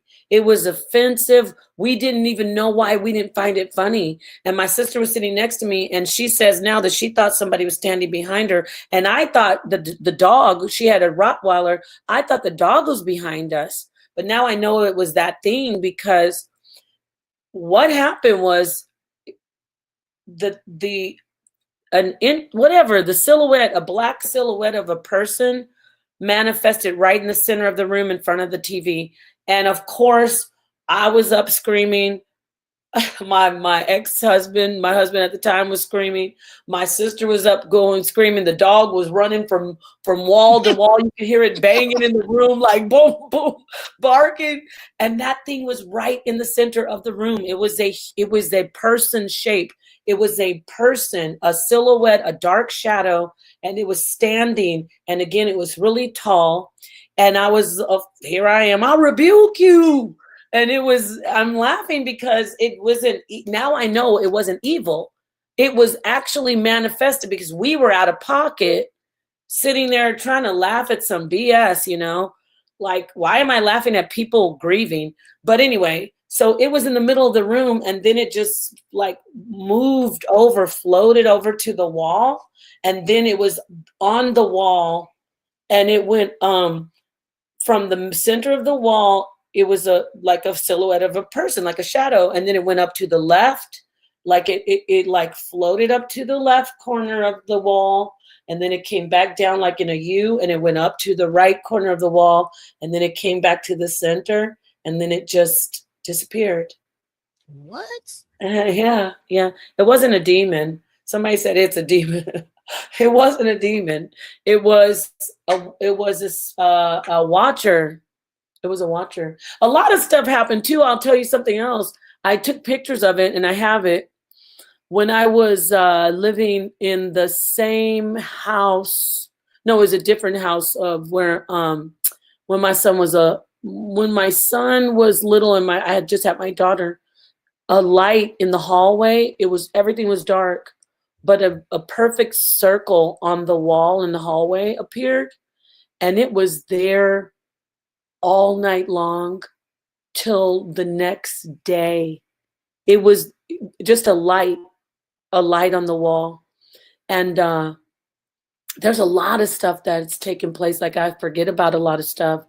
Yeah, there's a lot of crazy things that have happened too. So much stuff that is so normal for me in my family, you know? Do you think it's just being in Arizona? Something wild is going on in Yeah, Arizona? it's Arizona because there are people. Because there's too much wild stuff. Everybody talk about a lot of wild things in Arizona. So Arizona, you're right. Because listen, one more story. I'm not the only one who has these stories in Arizona. You're absolutely right about the Southwest. So I was younger. I was in my 20s. I might have been in my late teens. But anyway, my friend is like, oh, I want to introduce you to this guy that my boyfriend's friend. So we go out to the lake. And this is before, this is Arizona before it's been super developed, right? Because I'm old as hell. We have people riding horses in the street, y'all. And I'm telling you, anyway. So we're at Lake Pleasant. I think it was either Lake Pleasant or Sororo, but it was not developed. A lot of brush, and we were out by the lake, and it was like about 3 p.m. And so we were there hanging out. We ate, we grilled, but I kept on seeing this thing across the lake, like. It was probably about, I'm going to say 100 yards, half of a football field, like 150 yards away, but it was across the lake. And there was this dark, imagine like a fire hydrant, but it's black. But there wouldn't be a fire hydrant out by the lake, right? And I was like, what is that? And we kept saying it for hours. I was like, what is that? And it was just black, like I would say, is it a trash can? Did somebody forget their boom box? What is that? And we just kept staring at it. So my friend and her boyfriend leave, and I'm out there with this guy, and he's, the sun starts to go down. It's about now probably, I'm going to say 6-ish, 7-ish, because we were out there all day at the lake, right? So I'm like, I just kept saying, and throughout the time we're there, I'm like, but what is that thing? And we kind of told jokes about it. So this guy has his back to the thing. His back is to the lake. And then I'm facing the lake and I'm facing the thing that's been still. It's like, I'm thinking, it's just a waste paper basket, or somebody left a carry-on, like how a black carry-on suitcase looks like. So it's out there, and this guy's like trying to, get all flirty and trying to make a move on me, just like you see in the movies.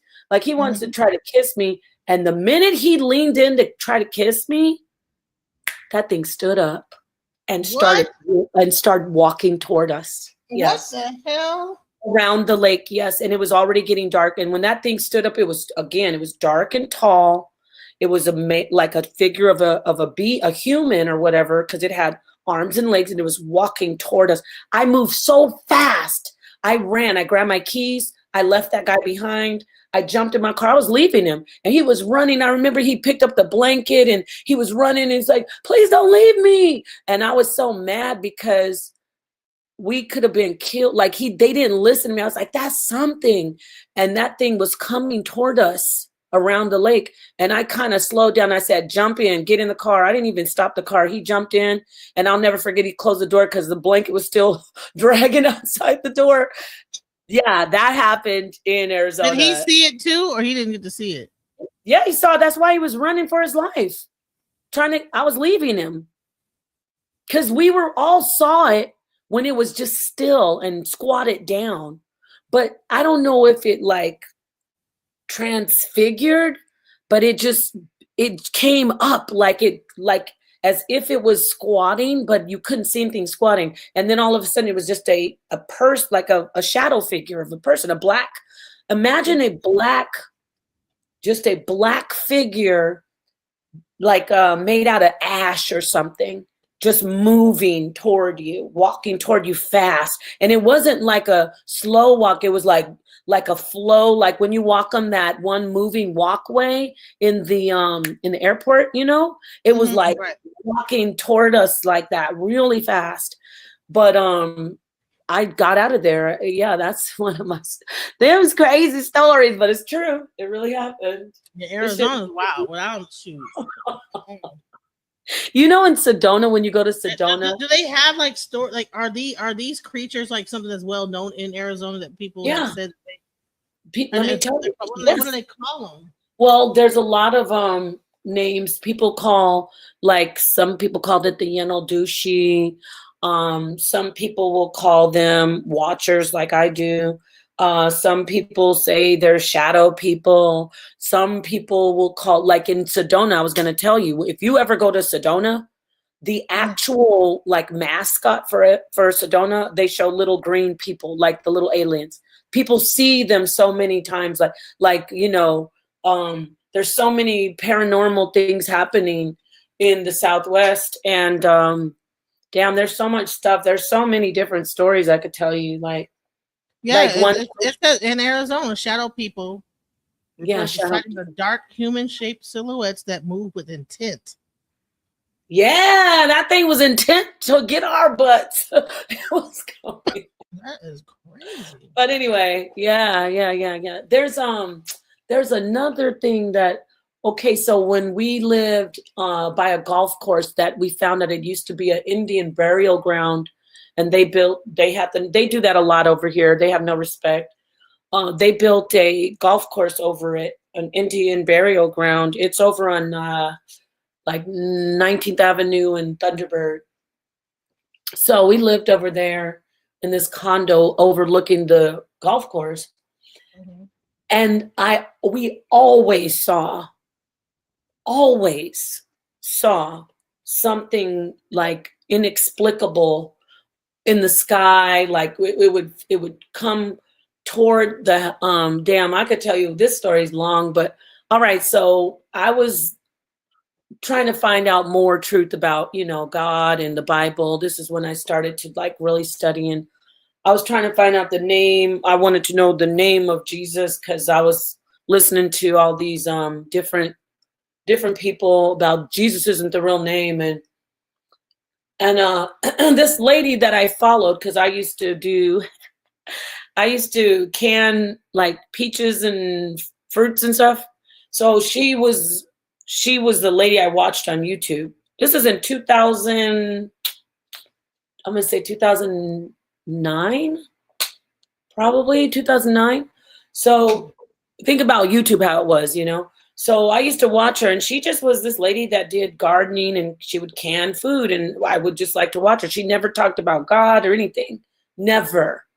So one day when I was looking on the internet, I was looking up the name and trying to find the stuff out, and I just checked on her to see, okay, I wonder what she did on her canning. So she's sitting there, she's like, I'm not even kidding you. This is wild, this story. Like, she's sitting there all serious. Usually she's all like, up and preppy, and she's like, if you want to know him, he wants you to go to him, and you need to get down on your knees, turn off the internet, and you have to pray. I was like, what? This is wild. So I was like, nah, this is crazy. I'm not going to do it. But then I thought, well, why is she saying this? So I closed my laptop. I got on my knees and I started to pray. And we had like a panoramic glass wall. It wasn't like, you could see the golf course, like from ceiling to floor was all like glass, the window, it was like a wall, but it was window, So when I opened my eyes and I looked over the golf course, this fireball was coming toward our home, toward the window, toward us. And it was small, but it kept getting closer and bigger and bigger. And it was right there to where I dropped to my knees. And I started screaming at the top of my lungs saying, Jesus, help us. I thought it was the end of the world. It was a ball of fire. And my husband at the time ran in the room. My son came in, and they all like saw it, and we all huddled and like hugged each other like it was the end, and then the fireball just disappeared. That shit's crazy, right? There's a lot of stories, but that really happened. But it was a huge fireball, And then after that, I kept seeing those fireballs like in the night, but then they would turn into like airplanes. I'm telling this story. Okay, that's enough. That's all. There's a lot of Wow, though. That's It's wild, right? You got to come to Arizona and check it out. Don't take my word for it. Oh, I took Killer Priest to South Mountain. Shout out to Killer Priest and some of his crew. But basically, they were like, we want to see a UFO. We want to see an alien. So I'm like, there's a mountain out here. There's a part of South Mountain that you'll always see something, right? It's not hard to see something, right? So we get there and we just wait. And then, sure enough, this light appears on the side of the mountain. This is like night. This is like 11 p.m. So we went from the studio over to South Mountain, and there's this huge, like if somebody was shining a spotlight on the side of the mountain, and then it shrunk down to like a tiny light, but it was just going up all over the side of the mountain, like it was just going everywhere. And then it turned and they took their phones out to like try to film it, but then it started to shine on us. And I said, we got to go. Cause I was feeling the vibe. Like, I was like, we need to leave because everything isn't going to be, benevolent. You know what I'm saying? Like, right. Yeah. Wait, it says you're putting me on game though. Yeah. So anyway, we'll talk more about that, but there's a lot of stuff. You got to come out here. You said you're going to come and then we could go.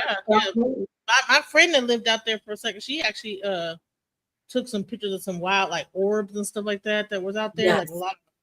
Like a lot of orb pictures. That's what I'm talking about when I say the light. Those are orbs. Yes, exactly. Yeah. Orbs. Yep. 100%. So yeah, it's pretty interesting. So sometimes I'm so used to it. Like I'm more fearful of people than some spiritual stuff. So that's it. Enough of that. So this has been a great live. I encourage you guys to look into the prophetesses. I look forward to tomorrow. We get to go deeper into this XY chromosome thing. I have to go to the doctors at 2 or 2 to 4. I'm not sure when you want to do it, but. Oh, well, let me know. We'll talk. Look, we'll do it for sure though. We can do it this time if we have to. Israel Rising said, I've never seen a UFO, but my mom said she saw a UFO. So I believe you. And Judah, even though I never seen one, but I did see a shadow on a wall move with no physical body to make the shadow. And that's absolutely true. The shadows are real. So I absolutely believe you. And I have it in my song where I says, I think I saw you in a shadow on the wall. Is that you? I see you standing down the hall when you have someone transition. So 100%, you will see stuff. So that might be an ancestor of yours, like a grandpa or like an ancient ancestor. Definitely. Yeah, it is. It will be. It is. They're breaking through from one realm, and think of how much energy they have to use to contact you. So a lot of times, whatever was going on, like, you better not be trying to get my granddaughter. That guy must not have been me you any good. He was not playing that. He said, what you about to do? Oh, wow.